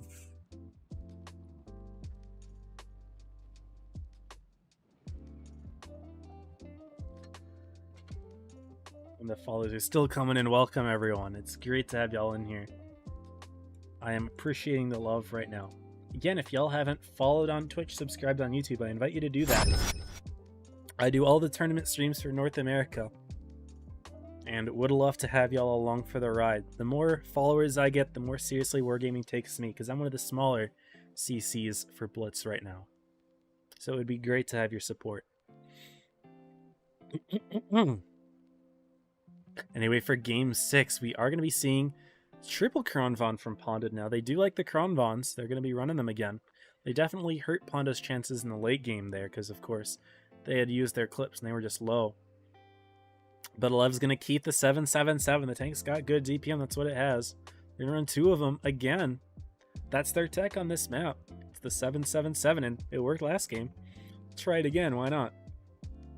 1 Kron, 1 Chief, and a VK-72. Honda with 2 of those. But we're going to see a light tank now. Sure, man. Rocking the light tank. So we'll see what occurs there. But will we see a Game 7? I want to see a Game 7. If Alev can reverse sweep Ponda, that would be insane. But no matter what happens, if we come to a tiebreaker, I'm happy. Even if Ponda wins this game and it's a 4-2, I'm happy that it was competitive. You know, Alev is doing a good job with their pushes the past 2 games. And it looks like they're realizing, you know, if they're the ones making these plays, they're doing quite well. So instead of trying to wait for Ponda to come to them, they're making the plays, and it's working out quite nicely. They're realizing that. So, looking great for Alev here. They just need to be able to keep up the momentum. That being said, all Ponda has to do is take one of these next 2 games, right? They've got 2 chances. Alev doesn't have any more do-overs at this point. They haven't had any do-overs in a while, and they looked good to start, but... I mean, they looked rough to start, but they're looking good now. Looks like Sherman's trying to go for some spots on Alev. Isn't going to find anything. We'll spot 2 tanks now. Mormon and Bullets. Will he go for a shot? He does! Oh man, what happened to Bullets? Bullets getting nuked. Looks like Ponda had... Oh, Ponda had a nuke set up here. I did not even look at that. Kronvon's VK-72s all looking at Bullets here. I was too busy looking at what Sherman was doing to see the fact that Ponda had all their tanks right behind him. And Bullets got hit very hard in the opening game there. Man, I missed that lineup. But sneaky play from Ponda. Not going to get the kill, but going to do a lot of damage. Chip took a little bit of his own, though. Where's he lined up? Yeah, right in the center there. The 2 VKs just kind of anchoring down the center. But right now, Alev do have some tanks of their own lined up in the center. They've got 1 Kron, 2 Chieftains, and 2 777s, and they can start making plays on the Kronvon over here. Look at Sherman, though. Sherman's making plays across the map. He's going to go for side shots, but Alev's just going to push. They're realizing it, you know, they might as well push, but they're leading with their IS-7, which normally you want to lead with your Chieftains that have the reactive armor, so they're taking a lot of damage, but Jta's getting clipped out at the moment. He's taking a lot of hits. The 777s are starting to move in, but Bullets is getting handled by Skips, who is sneaking up top. Mormonji should handle him, but Watatu jumping down for Terminator. Paflupi's going to be helped, though. Skips does take out Bullets up top. Mormonji and RGK are going to work on him, but now the Kronvons are starting to unload their clips here. They're going to have some long reloads and allowing Ponda to put in that damage. Terminator is going to be reloading as well, and Chieftain's going to be able to deal with him. But it is currently a 7-on-6. Ponda are up on the hit points. Tyrese is also very isolated. Suoko's going to try to make a play and Chip. Is he going to get the kill? Missing the kill shot, and Paffy does take care of him. Ding Dong does take out Terminator, but it's tanks even for both teams. Now it's a tank advantage, as Tyrese again was quite isolated, but Sherman now having that flexibility of being a light tank in the late game could be useful for the team. He's going to put more shots into Mormon G, but RGK and Mormon going to put in a shot each. No, RGK missing. You can't be missing those shots here. Paflupi fighting against Ding Dong, putting in all these shots. A little bit late for Ding Dong to be using his reactive armor. He will use it now and get the kill. Takes a hit from Chip. RGK missing the kill. Chip is somehow surviving. And now Sherman's going to have a clip on Ding Dong. Laura putting in a hit as well. He goes down. It's a 3-on-2. Ponda's looking good. RGK needs to get this kill. He does. 2-on-2 scenario. Hit points are in favor of Ponda, but it's not undoable for Alev. But they had so many opportunities to get the kill on Chip there, and they failed all of them, which will give them a disadvantage in the end game.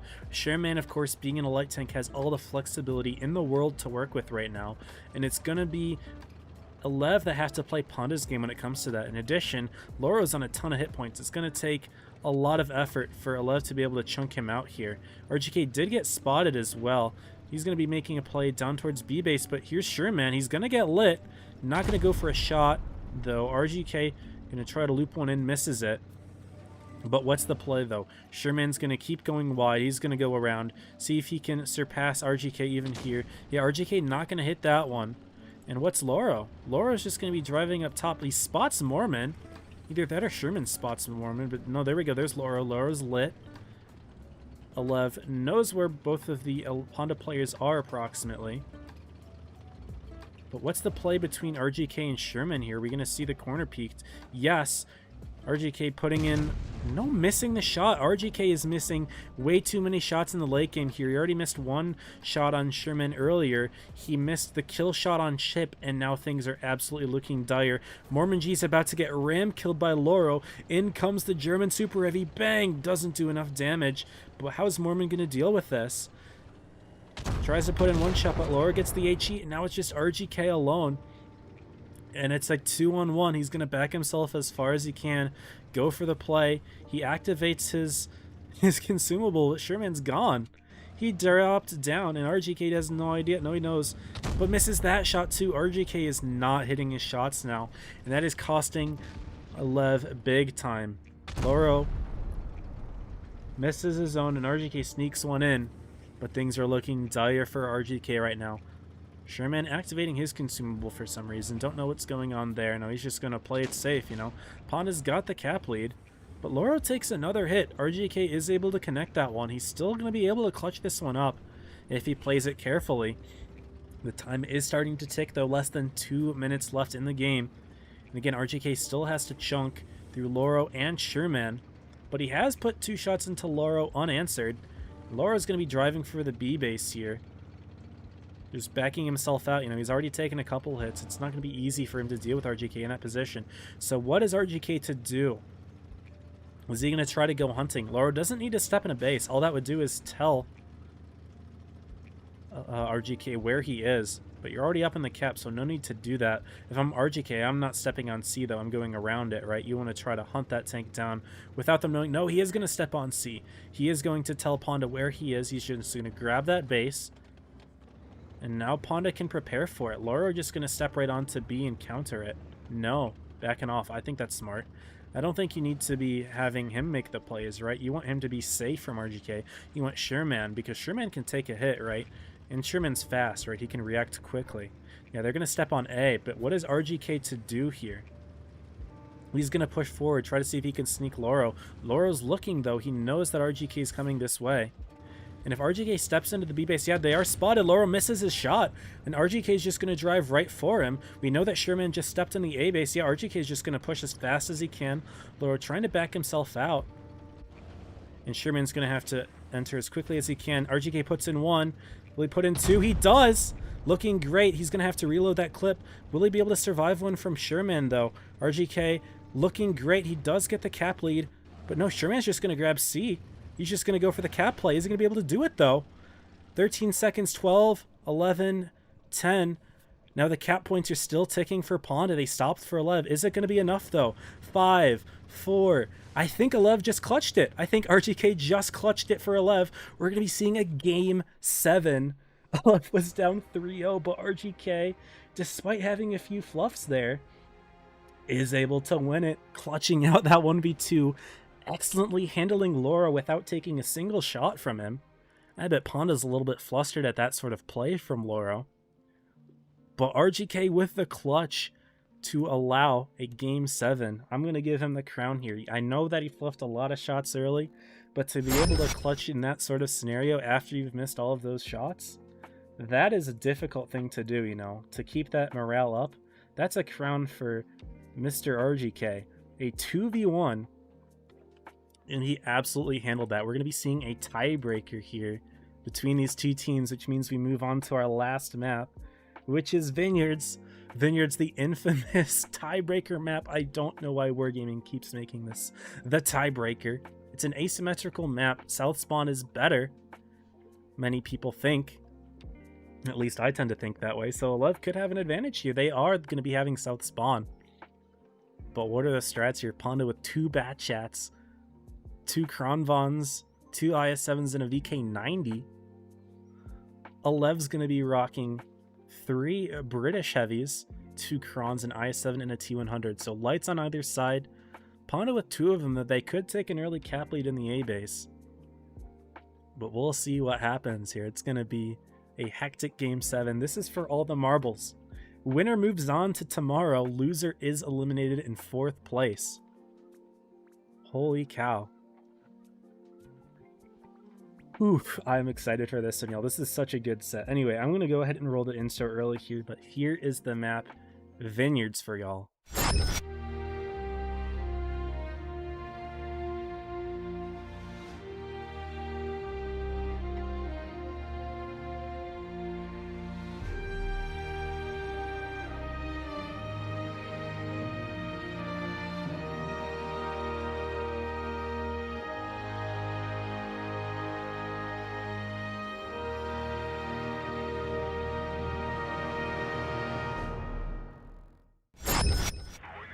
I'm seeing everyone in the chat talking about RGK now, about how he's missing his shots. And now I'm just going to wait for their reaction after they see that he clutched it up.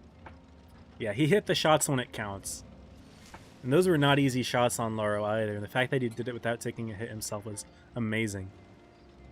Anyway, my camera's flying way too fast here. But Ponda's going to go for a double cap A. They're also both going to be loading their clip consumables here. I like this.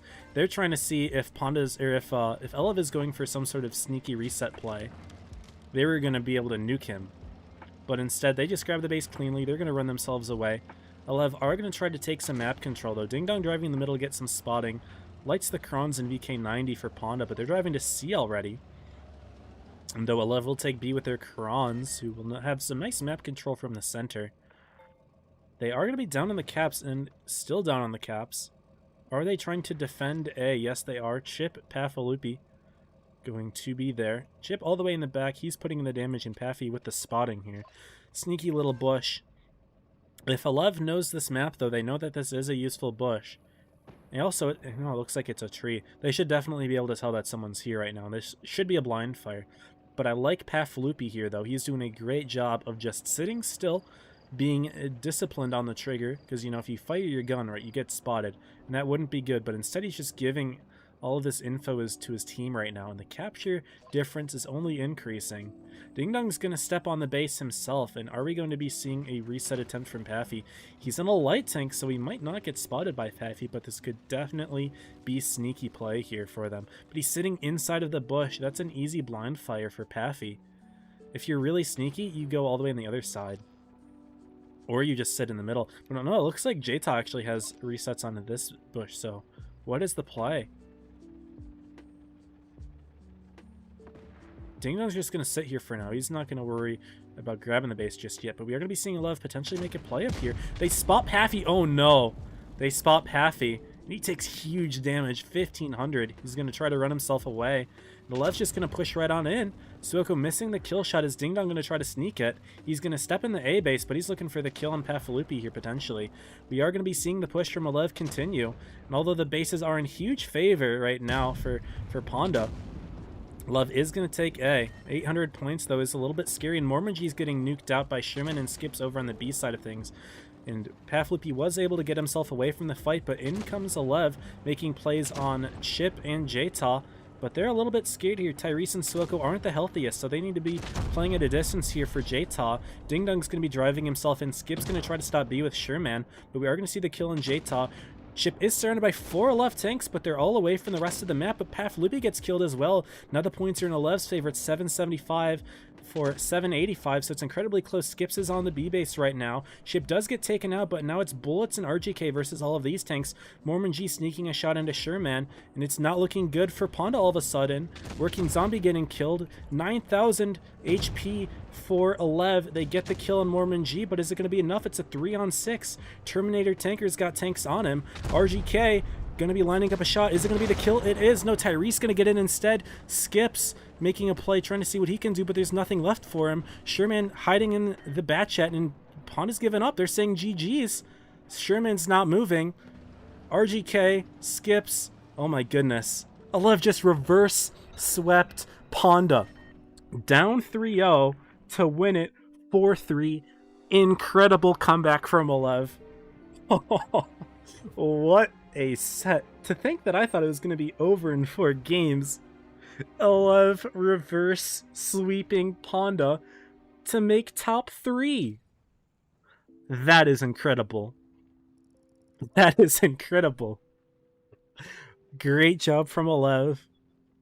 Wow, I'm so proud of y'all right now. That is incredible. What a set. I have no words. I was just so flustered that entire 7th game. Alev just realized, something snapped in them. Those first 3 games, they're just sitting back and letting Ponda make the plays, but then they started taking the initiative game 4. We saw it on Rockfield. Game 3, they boxed themselves in, but game 4, they went for the push. Game 5, they went for the push. Game 6, they clutched. Game 7, they just pushed. And Ponda wasn't ready for the pushes. Amazing job to Alev. Watachu on top this game, but oh my goodness. Incredible. And they make top 3. Well done. Ponda's got to be in shambles right now. They were up 3-0. But that's how it is. That's just how it goes. Oof. Wow. Great set. Oh man. That was incredible. Ponda, you did great, but I love this one's for you. Well done. I don't know if you can hear my clapping because my mic filters that, but I'm clapping. Well done, Alev. Now we've only got 15 minutes until the next set, so I'm not going to be able to play too many games here. Let's do some mad games now. We played some pubs earlier, let's do some mad games. And I'm just going to stay in this account so I can be ready. But we're going to be watching mods, Origin versus Joker is the next set. Origin Joker.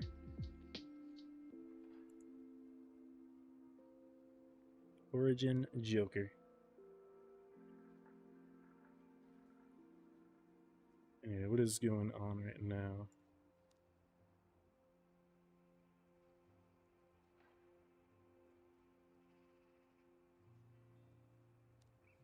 Oof. Sorry, I am just in shock. Okay, let's just play. Let's just play.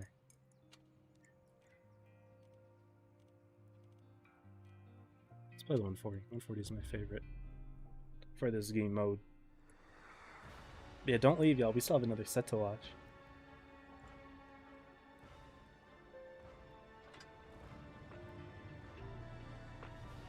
Holy cow.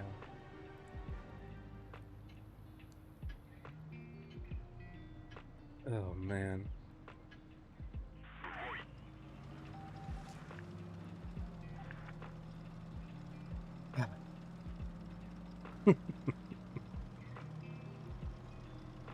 Who's scripting this, Artemis says? That's a great comment. That is a great comment. Who's scripting this? Whoever wrote this, Wargaming, I am so proud of you. That is amazing. Oh, man.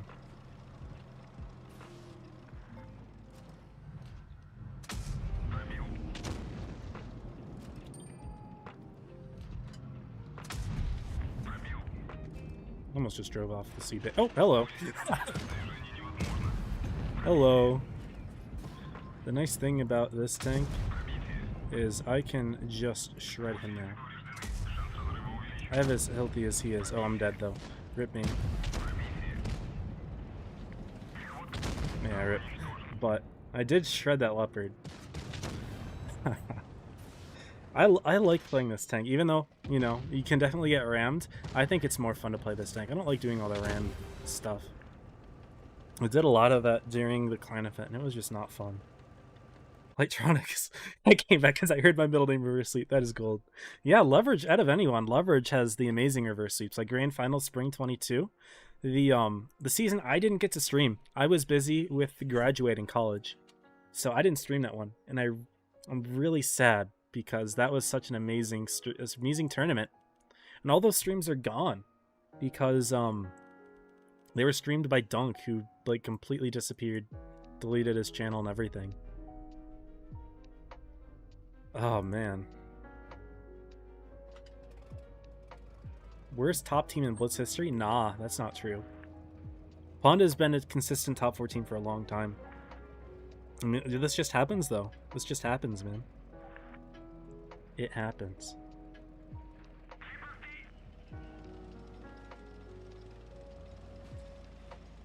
Oof. Anyway, we've got 13 minutes until our next set. That shot went incredibly high. That's okay. My team is coming this way, which is nice. Oh, I die instantly. Rip me. I didn't even get a shot out. He said LOL to me. I said LOL back. You got me, I got you. Congrats. Fair enough, buddy. Hope it was worth it, I guess. I mean, it probably was. You know, you take out the better player. Fair enough. That's what is going on. I don't even know what that was. I escaped out of it because I don't like those videos. Thank you, Wargaming, for allowing me to skip that one. It was the 252U, I think. I don't have this tank. I could buy it. 6,500 gold is a good deal. You also get the legendary and a cool avatar. I could buy this. I absolutely could. I've got the gold to do it. I'm not going to, though. I don't care about the 252U. It's a good deal, though. I will say. That's a good deal. But yeah, GG. Man.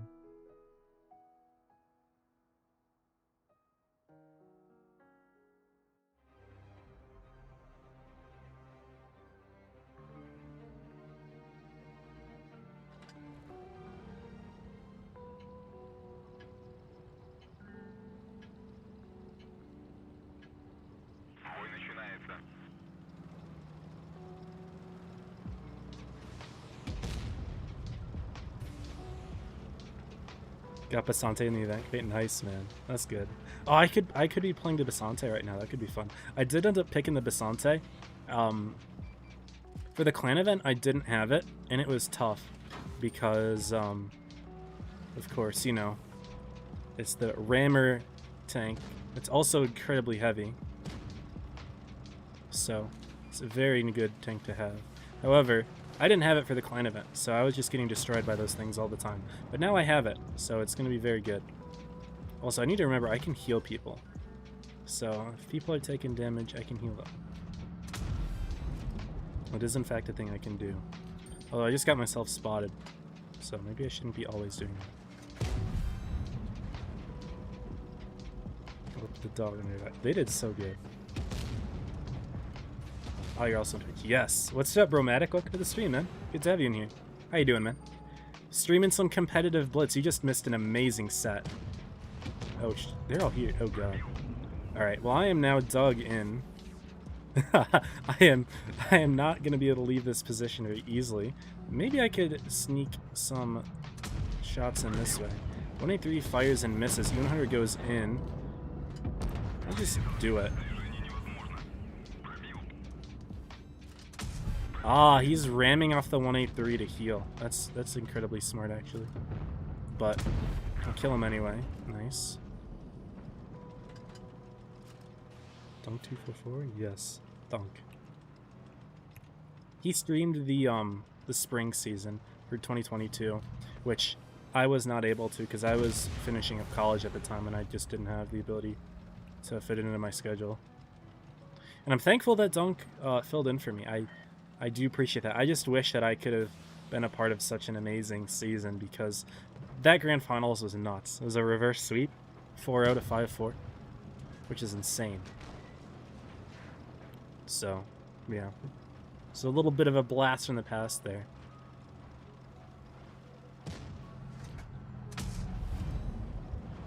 The 183 is playing as a healer, which is quite funny in my opinion.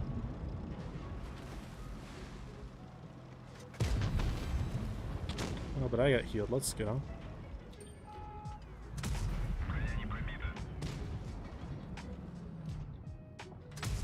I'll just keep tracking him. Is my TVP gonna help? Not really. There he is. And we're just gonna keep tracking him. Nice. Clean. That's why you track your tanks. So I haven't seen their E5 in a minute. Where is he? Oh, he's over there. Never mind. So they're all in there.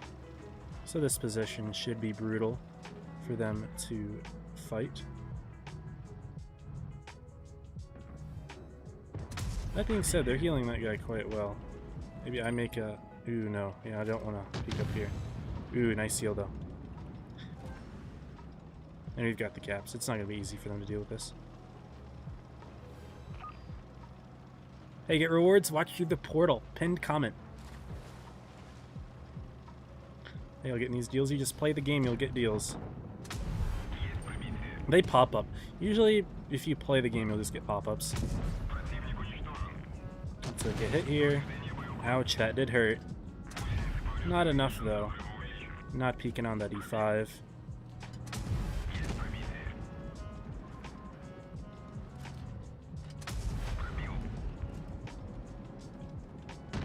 Nice.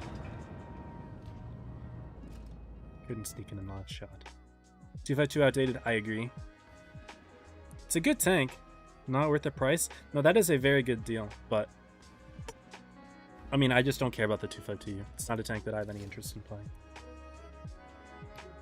Anyway,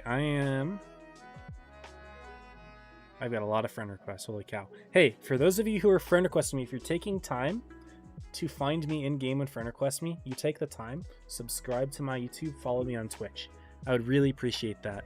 The more support I get from y'all, the more seriously Wargaming takes me, because I am a very small community contributor, a very small channel in the eyes of Wargaming.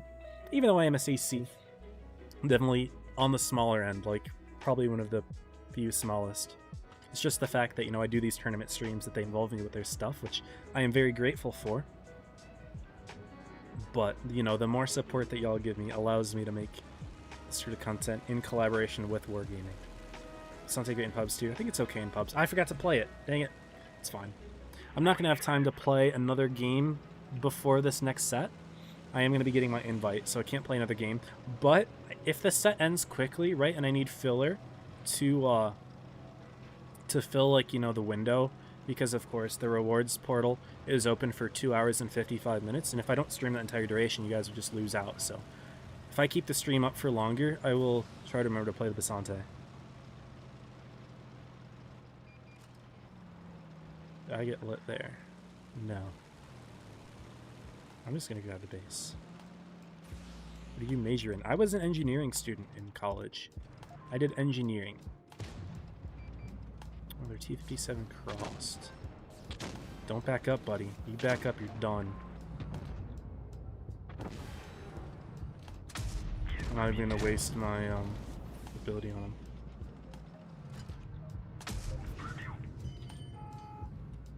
You don't hit those. Yeah, that's what I thought, buddy. And my team can just push from the corner and from here at the same time.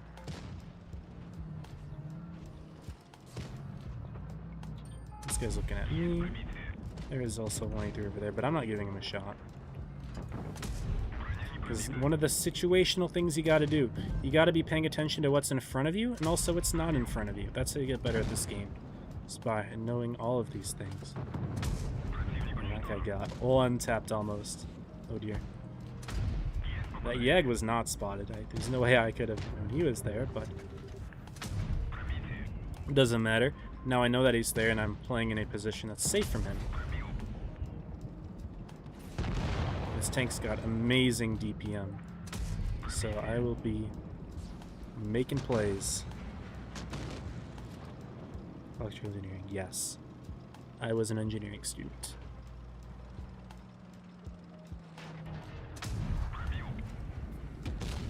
Don't care. Jump into me. Nice. Well played, Otto. Yeah.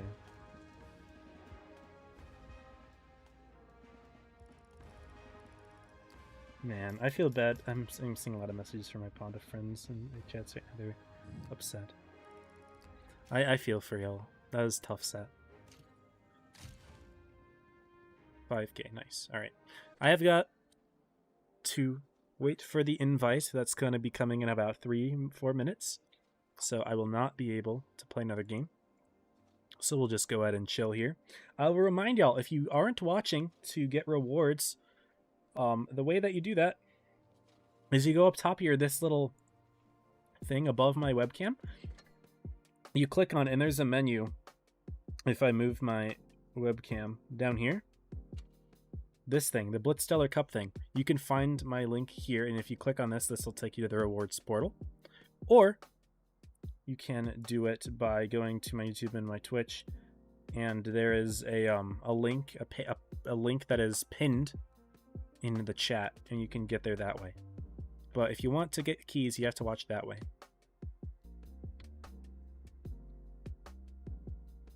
What's up, Treadhead? Welcome to the stream. Anyway, let's see how my missions are going. I just clicked through that stuff. Oh, I got an avatar. Which one did I get? I got one of the emotes. I think I just got a repeat. Did I get like a boss? Oh, did I get an invite? Oh shoot, this set's starting. Okay. I'm glad that I clicked on it. Oh boy. I wasn't ready for this. I thought it was gonna be a few minutes, but oh my goodness. Yeah, I'm glad I exited. Okay. Well, let's go ahead and get this all set then. Origin on the left. Joker on the right. I think I had it wrong in my timing. I had another 5 minutes. I was wrong. I'm glad that I didn't miss game 1. I was talking to my friends in Origin, and they said they had some fun strats for this, so I didn't hear what they were, but I heard that it's going to be a good set. Anyway, let's go ahead and get this set up. Yeah, sorry, y'all. I wasn't ready. I thought that this was going to be in a few minutes. But I guess we're going to get right on into it. I have no idea what the maps are. I just know that Alpenstadt will be the map for games number 1 and 2 here. And we're going to be rocking a batch on both sides. Joker is going to be going for the British heavy route. We're going to be seeing Origin going for the IS-7 route. They've actually got double batch at Tanner and Panzer. I know Panzer was the main light tank player. Tanner going to be the backup, or the second light tank player. I guess he's not really backup, but yeah. Anyway, let's go ahead and right away introduce the map Alpenstadt. Yeah, I was not ready to get started so quickly, but here we are.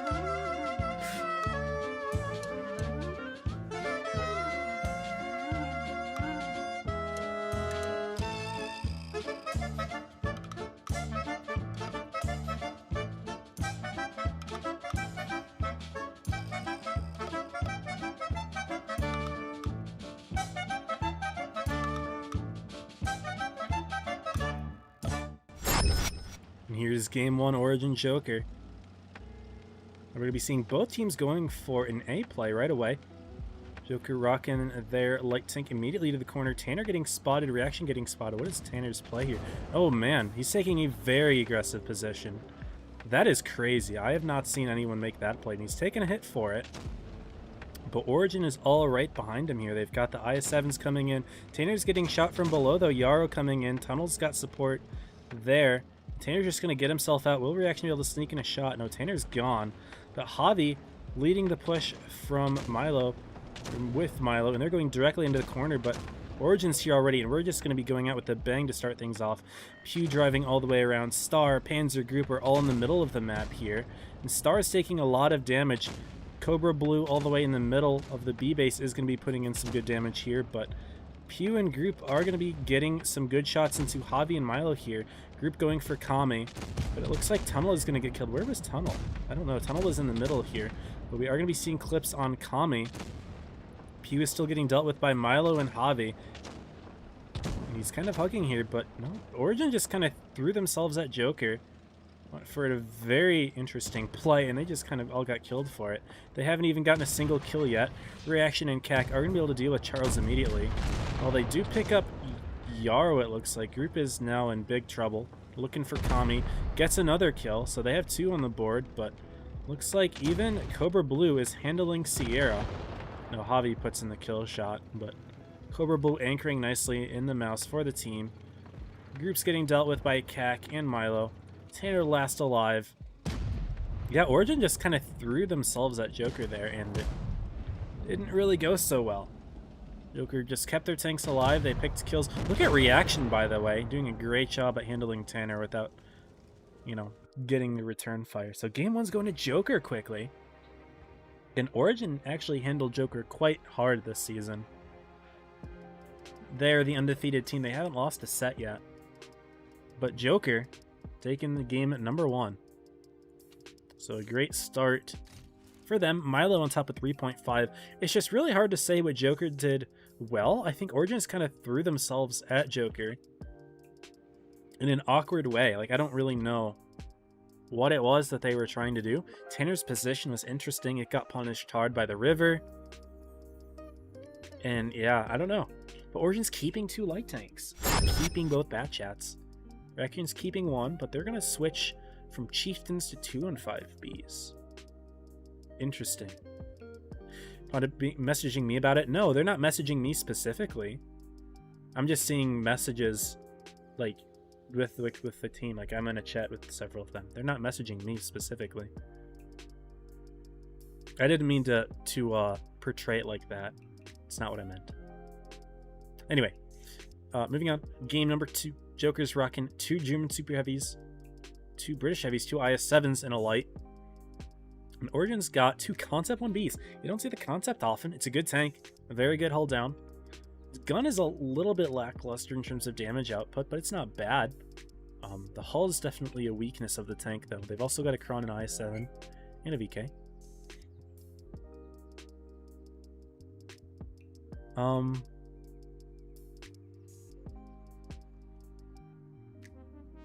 Yeah, I don't know. I was going to comment something about the Concept 1B, but I don't have anything. Also, I still have that crown. I just realized that. My bad. I've had that crown on this whole time, and I never noticed it.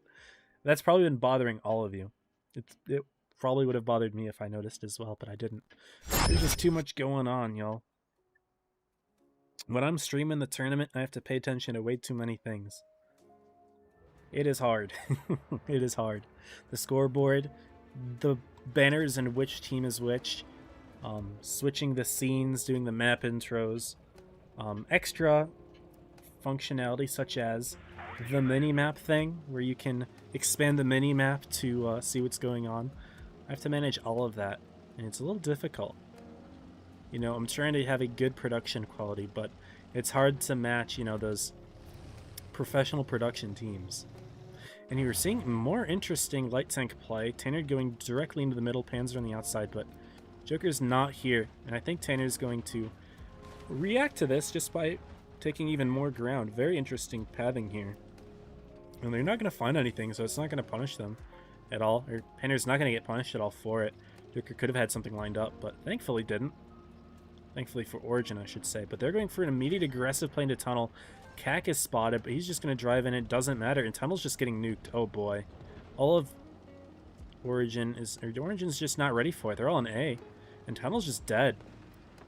Joker immediately getting a kill, and they've only taken a couple shots of damage. And, oh my goodness, the Joker push is coming. IS-7's 2 and 5B's. Now Pew's in trouble. Javi's going to have a side shot. No, not quite. Isaac will be able to back out. Tanner going around for reaction, but he took more damage than he gave. He only put one shot into reaction. And immediately we're going to be seeing a bit of a counterplay by the Concepts coming up into Javi, but Charles Starwin's getting crossfired by Kami and Yarrow, and things are looking scary for him all of a sudden. And Joker's just going to continue the push. They're just going to lead with Milo instead. Isaac is just going to get handled out here. Tanner's trying to make plays in the middle, but Reaction's dealing with him extremely well. And Tanner's completely bled here. Panzer's full health, but Tanner's completely shot. All of Joker's covering Javi here, continuing their push. And the Concepts are just looking a little bit awkward here. And we're just getting completely boxed by Joker right now. It is not looking good for them. Tanner does get handled.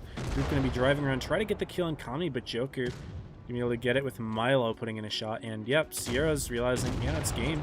Just spinning his turret. Panzer running away from Reaction. Reaction just played so well against the light tanks this game. I didn't see what happened to Panzer. He was full health last I saw him, but this was a steamroll. Earlier how I was saying 5,000 HP game is relatively close. This was a 10,000 HP difference game. 10,000. In Origin, they're the two-time defending champions, and they haven't lost a set this season. But they're getting rolled right now. I don't know what this sort of play is. They're going for high-risk stuff, but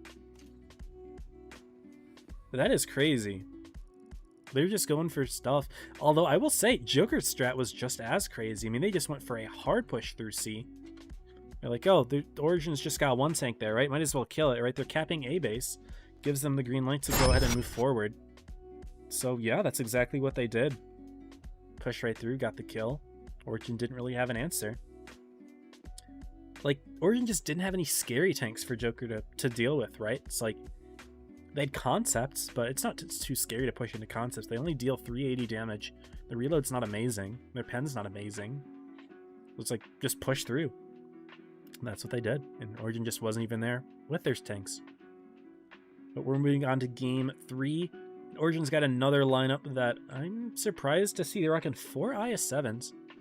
2 and 5E, a 60, and a Bat Chat. In Origin, they're going to be rocking their British heavies once again. 2 and 5Bs, a Chieftain. 2 IS-7s, a VK, and a Crown Von. So they're going for somewhat mobile tanks. A VK to anchor things down. You do tend to see a German super heavy on most team lineups on Oasis Palms, which, by the way, is the map for games 3 and 4. But no light tank for Joker. Looks like Origin is running one. It's going to be a T100, not a Bat Chat. Making that last second decision, maybe. But I am interested to see what the play is with 4 IS-7s, if they're going for like a hyper river rush, what's going on here. But we are going to be seeing this next map here, Oasis, which I wasn't prepared to get the intro. Here we go.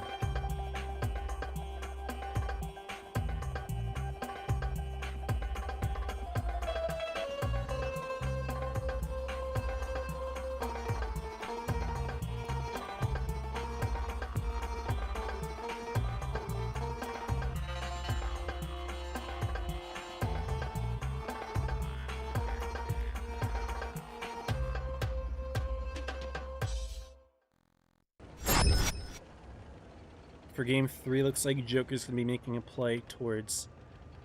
they're split. They're split. No, they're not really split. They're making a play more towards A. They're just having some tanks in the middle just kind of chilling right now, whereas Origin is mostly A. Yara taking the first damage. The nice thing that Origin does have going for them right now, in addition... Ooh, Panzer got spotted. Okay, it's because he shot. He shot in Milo. But Origin does have an extra light tank, or does have the only light tank. Nice shot from Kami, though. He's in that sneaky little position, just kind of holding on them, but... Oh, Origin is going right on in with their IS-7s. Hold on, I was just going to talk about how the light tank from Origin does allow them to play like the cap game, but they don't care. They're going right in with their IS-7s, putting shots in, but taking a lot of damage too. Tunnel's already on 500 hit points, 100 hit points. What is going on with Origin? This is not the team that I'm used to seeing.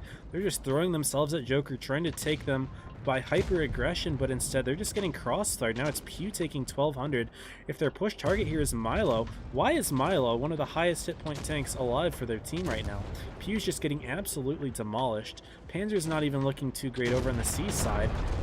And Origin's getting manhandled right now. This is not what I expected to see. Sierra should be able to get a kill here on Kakady.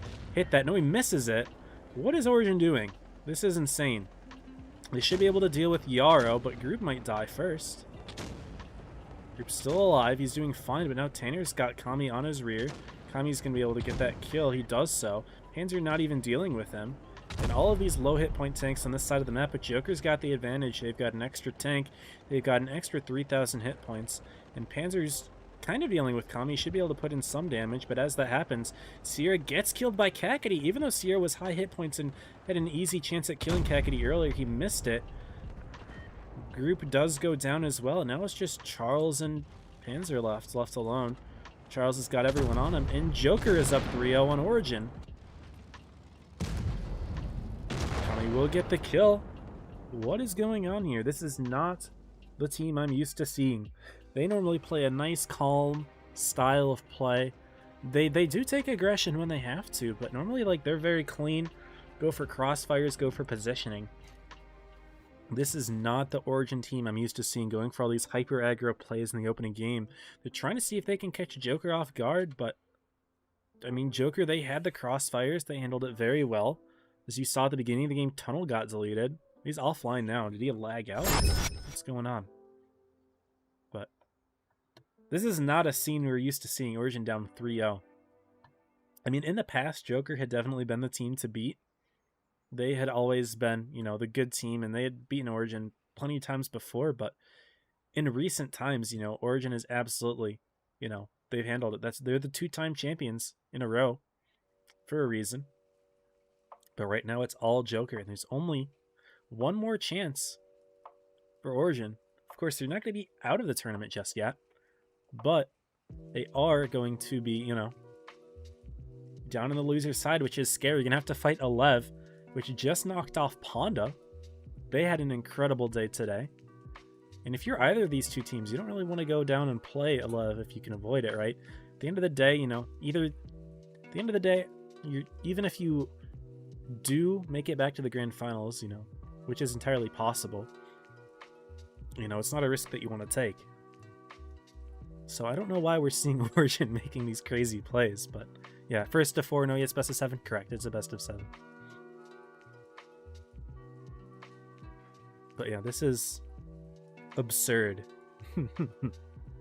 I like it though. I mean, it's interesting. It's interesting. It's just not working, I suppose. Anyway, I haven't even commented on the lineup. It looks like we see one light tank per team. Bunch of Kronvons though. Interesting. Both teams run a good group of Krons. 2 VKs for Joker, though. No German heavies again for Origin. Now, surely you're not playing hyper aggro with 3 Krons, right? Maybe they're chilling out this time around. They've got a light tank, but now Joker does as well. Reaction, again, who's been playing amazing in his bat chat today. He's not going to be going for an opposition on Panzer, though. He's spotting out C-base. Reaction just going more for a mid-spotting route. Panzer does get some good info on Kami and Javi. The tunnel does get spotted for Team Origin. They're making more of an A-sided play, but they do have Sierra to support on base C, so bring in one Kronvon on this side. Kind of like how Kami did last game. He's going to be doing it again this time, but joined by Javi now. So double Kronvon, along with the reaction, all going to C. But an early A-cap here from Origin. Looks like Tunnel going to be stepping on the base, along with Charles Starwin. Tanner taking an aggressive position. Looks like Reaction tried to go for a reset, but missing those blind shots. So we will see a cap lead for Origin. But Joker's making some sneaky plays of their own. They're keeping those two VKs as anchor, as well as a 2 and 5B for long-range support, but they're instead making more of a play over on C side, and Sierra could actually get himself caught out if he doesn't back out soon. He's spotted now. Cobra Blue spotted. Sierra realizing that if Joker's going to wrap him, he needs to get himself out immediately. You could definitely back up all the way to this position in the middle here, but Sierra not opting to do that, and he could get himself caught here. Javi's going to put in a shot. Here's Kami. And Sierra, who decided to play a little bit more aggressively, he gets tracked out. And Kami's going to have a full clip right into Sierra. Javi putting in some shots, although those didn't quite connect. But Sierra's pushing forward now. You're not even going to try to back out of this. He's just stuck. Joker's got him caught. Kami's going to continue putting shots in. 1, 2. And Cobra Blue with the kill. And ammo rack just to make things worse for wear. But Origin is down 3,000 hit points. Joker now making a play on Tanner. What's going on over here? Nothing's going on over here. Origin just boxed. All of their tanks are boxed in a corner here. Tanner's surrounded by all of these Joker tanks. And just looking at the map here, like all of these Origin tanks are just in the edge here. They do get some good shots on Kakady, actually. That's a great clip into Kakady.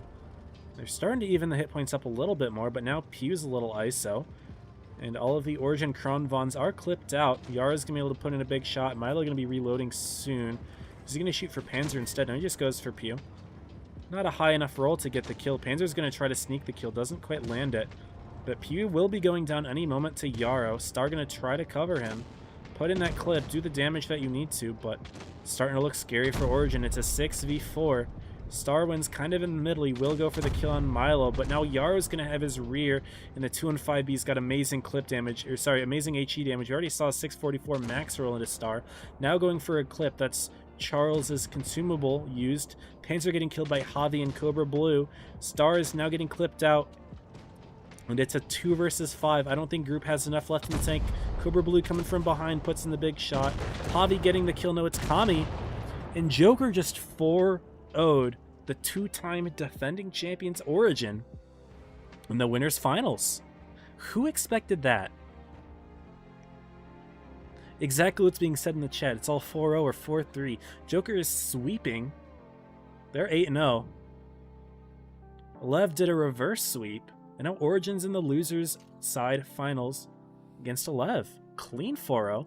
Milo having the crown. I had him in the crown earlier accidentally, but now he deserved it for real. Great job, Milo. That's a 4-0 sweep, Joker over Origin. Looking at the channel points, I want to see who bet for who.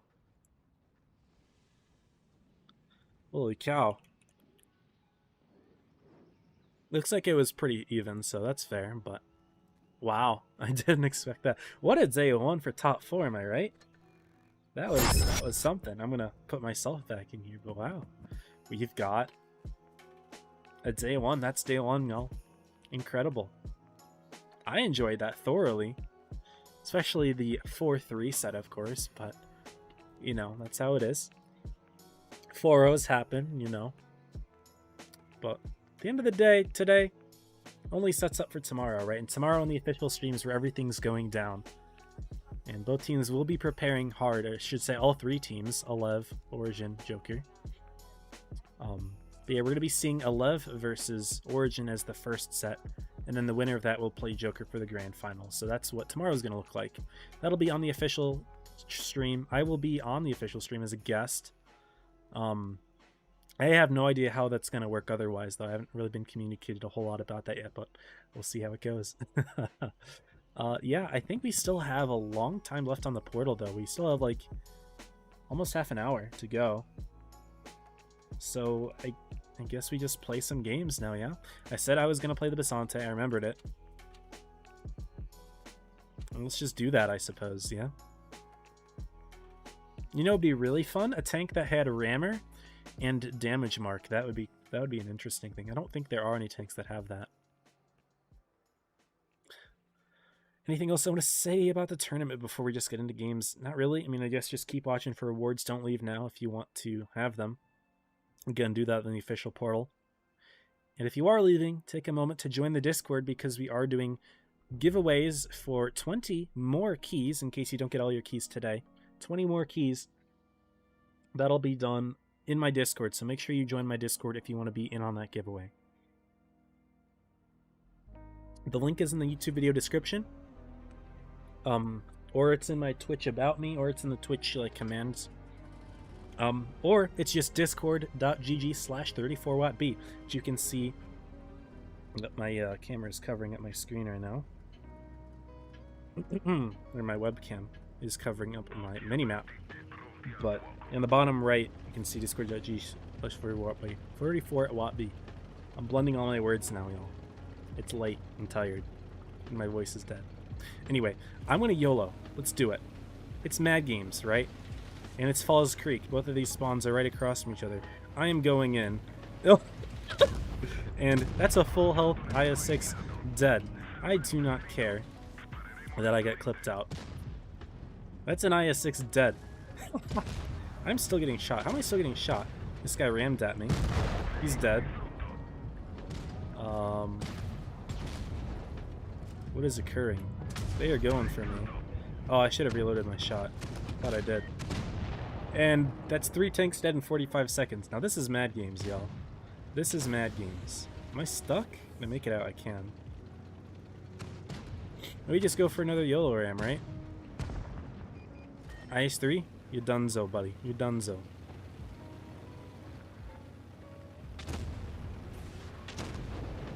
That's actually a very interesting position. He's marked, though. And you know what that means when you're marked? Oh, you take lots of damage. This patch broke Origin script code. Bruh. Yeah, Origin got handled.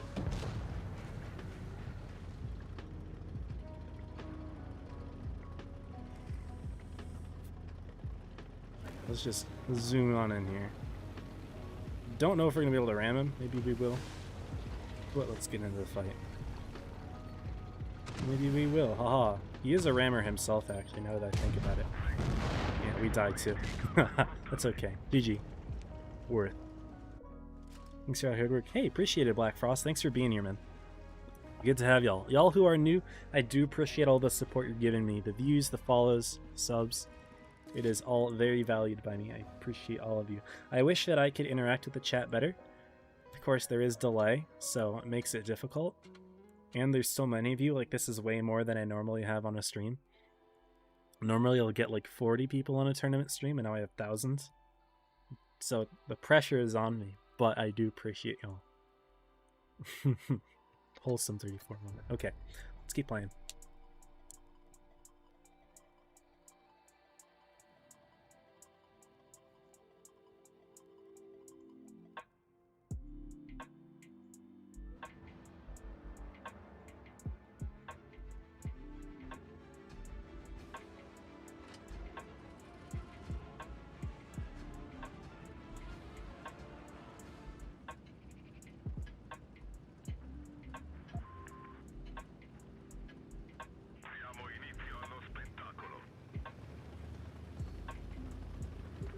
I have a lot of catching up to do in my Discord servers after this the stream ends. I can't really read it all right now, but there's a lot going down. Panther's going right on in.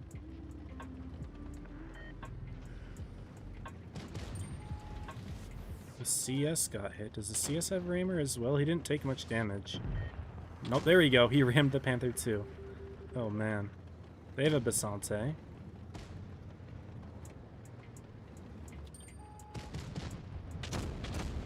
Let's just go for the 252.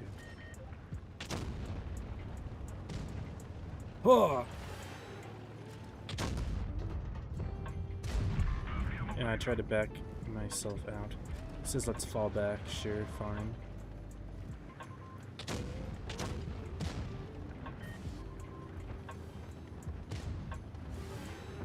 Prague goes for a play. Ooh, he does get the kill. Or they get the kill, I should say. It was more than one. But it is not looking good for us right now.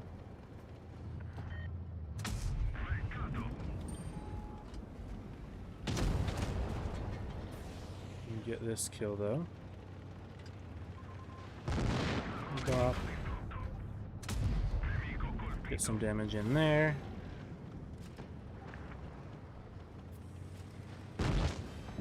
It's a 2v2, SMV and VK100. They're on my shark. I think I could probably take out that SMV though.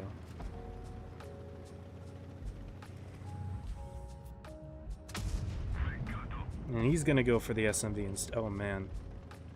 At least shoot him. Nice. I don't know if I can ram this guy. Don't know if I can do it. We're gonna try though. Oh, we can. That's not something you see. I wasn't sure if I could do it. It worked.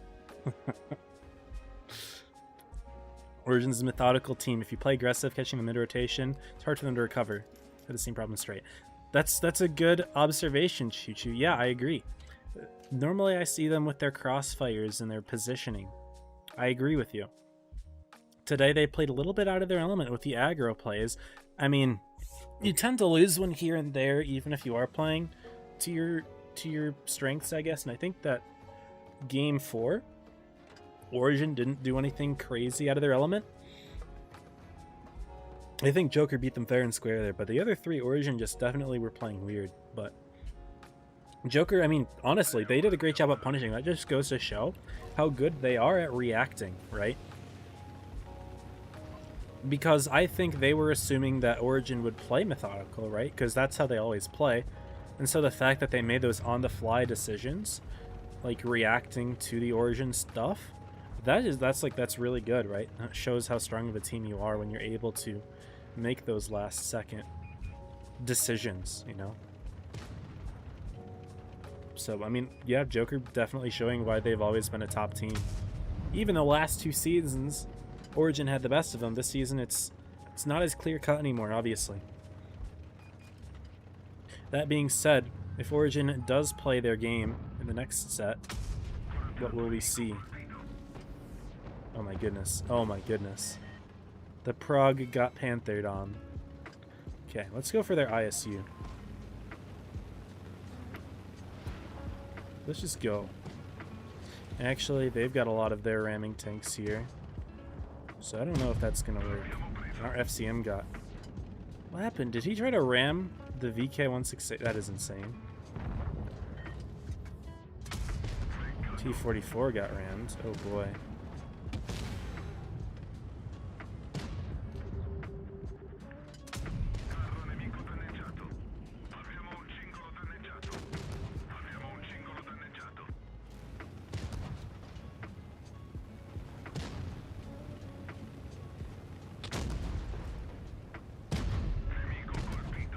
Let's go for another touch here. We're gonna die to this AT, but it's fine. Our team just kind of suicided there. All good. Head 2 heavier does more ram damage. And the Skoda? Yeah, Panther 2 just hits harder. Skoda's not bad, but it doesn't hit as hard. Sante Wreck is silly, get stupid. That's true.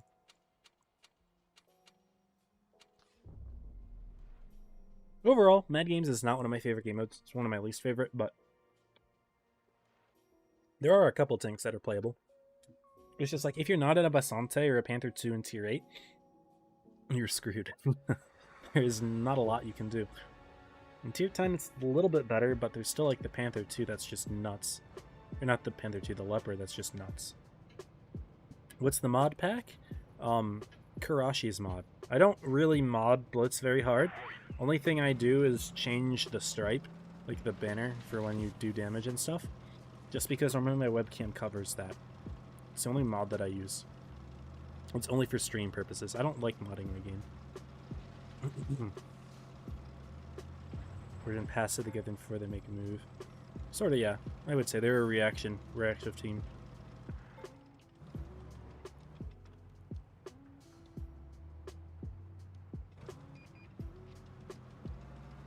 They have 3 meds. Where are they?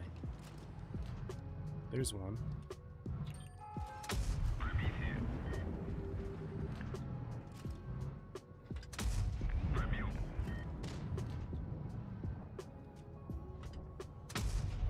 Our 60 to be got wrecked. That's funny.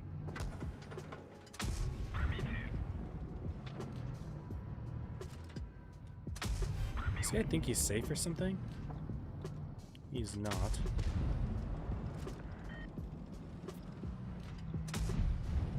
Tried to loop that one, didn't work. They are playing aggro on that side. They're gonna have our 183, yeah. They're 75. We just have to keep playing over here. There's their 183, but if I drive with this pillar then I'm fine. Should be able to get some heals here.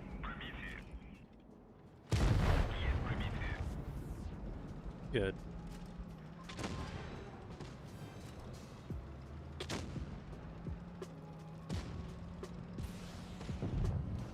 No, but our team over here just got deleted, and our 30B's AFK. Oh, that's why. That's why. That's our problem. 30B AFK. That'll do it. Whew. Fair. So you get more streamers on Twitch, not sure why it's so YouTube dominant. Well, I think the reason it's YouTube dominant is because YouTube interfaces well with Blitz, right? Like if you go into your tournament tab and you want to watch your streams and everything, you can go to your streams and it's all here, right? Here's me, for example. It doesn't really work like that on Twitch. You can't just like have these portals and stuff. It doesn't interface well. Also on the official portal, Twitch stream doesn't work. It's YouTube, right? So unfortunately, it's just a lot more difficult for wargaming to work with Twitch, and I think that's why you see everyone move on YouTube. Plus, like, there aren't that many streamers anyway, like full streamers. Like most people make videos as well. And if you want to make videos and stream, YouTube's the way to go.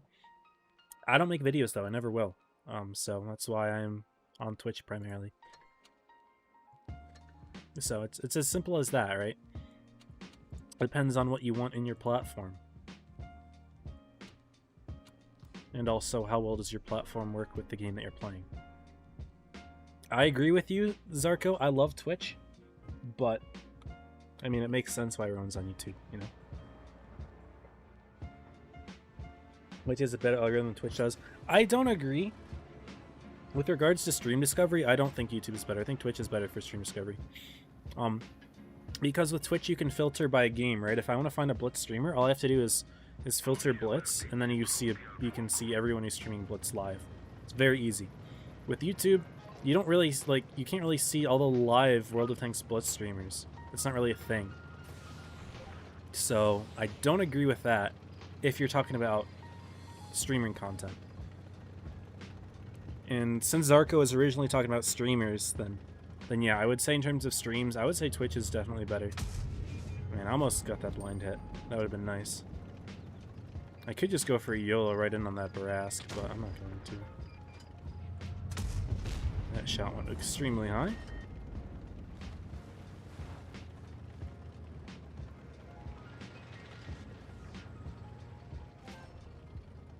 Mako and Core starters, I think. I'm pretty sure Core is. I don't remember if Mako is.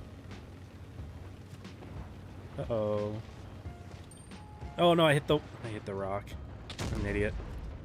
Oh, I would have done so much more damage. I just back out here. I fire my reserve shell and I back out. That was entirely my fault. I hit the rock. What are you doing?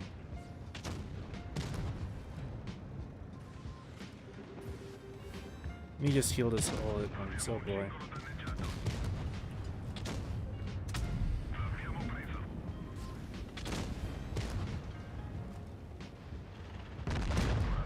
I didn't have to shoot that shell, I just wanted to make it safe. Deal as much damage as I can. I die here. No, I don't die! He's got me. Baraski does get me, but... that Wheezy was a homie. Ah, what a game. That games is just silly. Like, it doesn't matter how well you do, obviously, but it does feel fun to just run in and ram everything, right?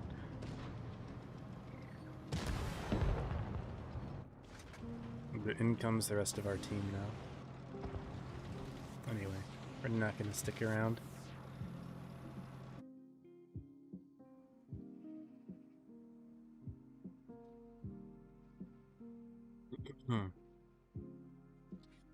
We'll just go back to the 140, I guess.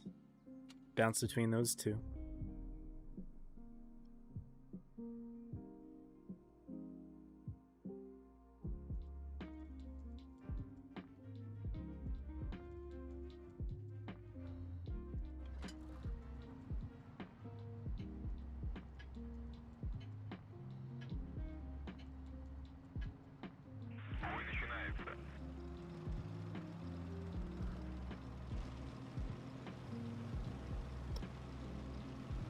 Here we go. That's my friendly just making videos. Yeah, there aren't a lot of just streamers. Like, there are some, but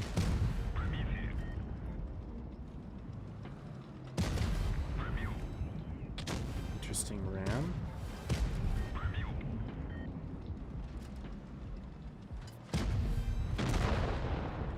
We'll just feel the Sheridan.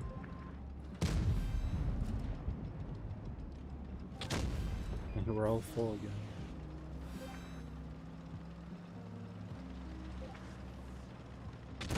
Thanks, boss. And yeah, if they're gonna nuke our 4K5, who decided to sit on that base for some reason.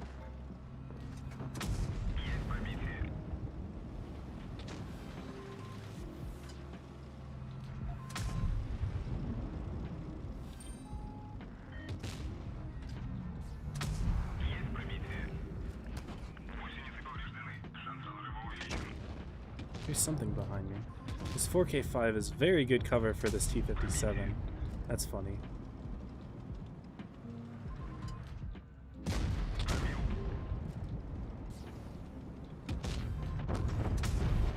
And the 183 nukes that man. Holy cow. Oh no, now I'm dead. Didn't see the 183. I thought the 62 was back, but I didn't think the 183 was there. I mean, I could have peeked that much smarter. I got lazy.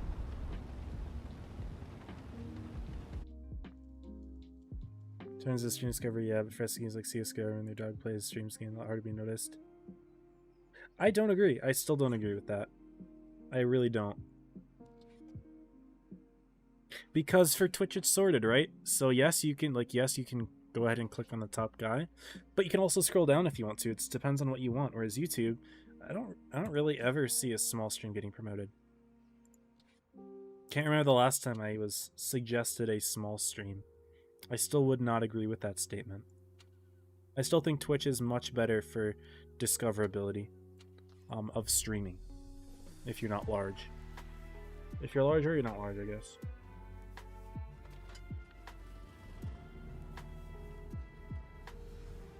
That being said, maybe it could just be the fact that I don't watch a whole lot of streams on Twitch, so I don't get recommended streams. But every time I do, like, search for one, I don't know how to find one. Oh, he was the VK that I ran. Oh, RIP. At least he's in a Bizante now. That's smart. Smart, smart. Look at my keys can come here. What's up, Prince? Welcome to the stream, man. Coach me back to Pincer. We've got new requirements, Chichi. If you're able to meet them, then yeah, absolutely. We're in Apex now, though. We're not using Pincer anymore. Only Apex. But if you meet the 3,170% requirements, then I mean, absolutely feel free to apply. He's got a 1X with him, so there's someone driving in that corner with him. That's something to keep in mind. It's the 111. Let's just go in. Let's just have some funsies. FCM's going in. I will go in. Hope he doesn't block me too hard. Whoa! We're just gonna destroy. Just gonna touch. Full health him. And now back out. Or the team's just gonna block me from backing out. In which case, I mean, I suppose I just use this as cover.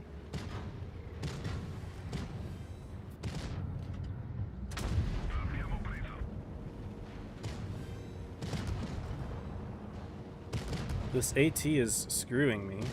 I'm just not able to move. This whole team is just grouped around here. Makes it very difficult to do anything. This is so annoying.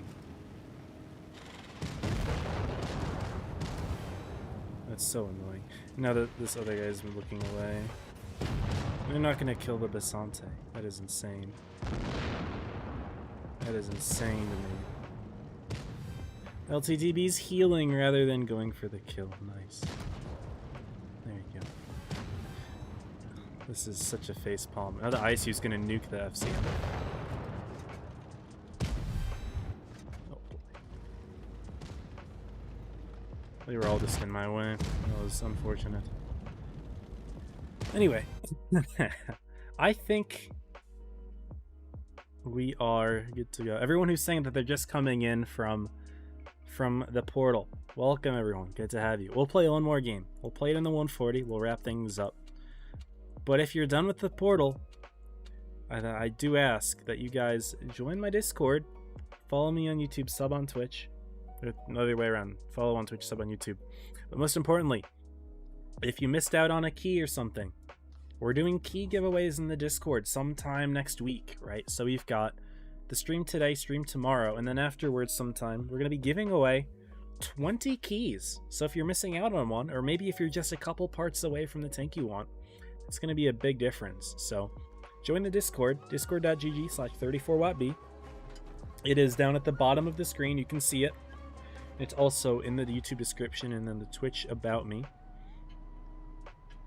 But that's where we will be giving away some keys. So please make sure to join. And I would love to have you. We're getting close. Did we reach 1,000 members yet? We're getting super close to 1,000. At least we were for a while. Maybe we finally crossed it today, which would be amazing. It means I can apply for discoverability, which would be huge.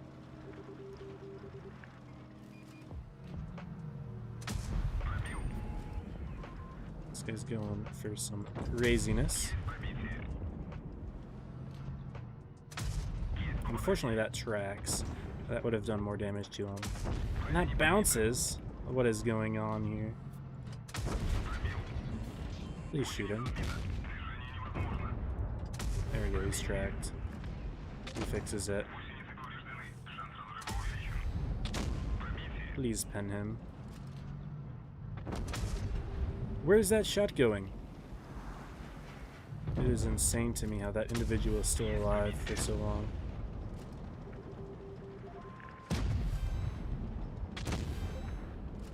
We'll heal the super conk for one.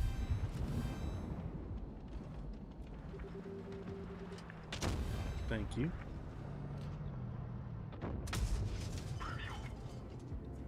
Okay. We'll mark him. Nice. Thank you to this 2 and 5B, by the way. Ivan, you're a real one for the heals, brother. Thank you. We'll help do our part as well when we can. But what is this?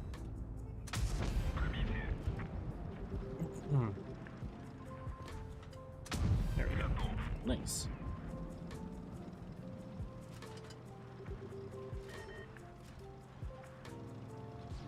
Anyway, let's get ourselves on in here.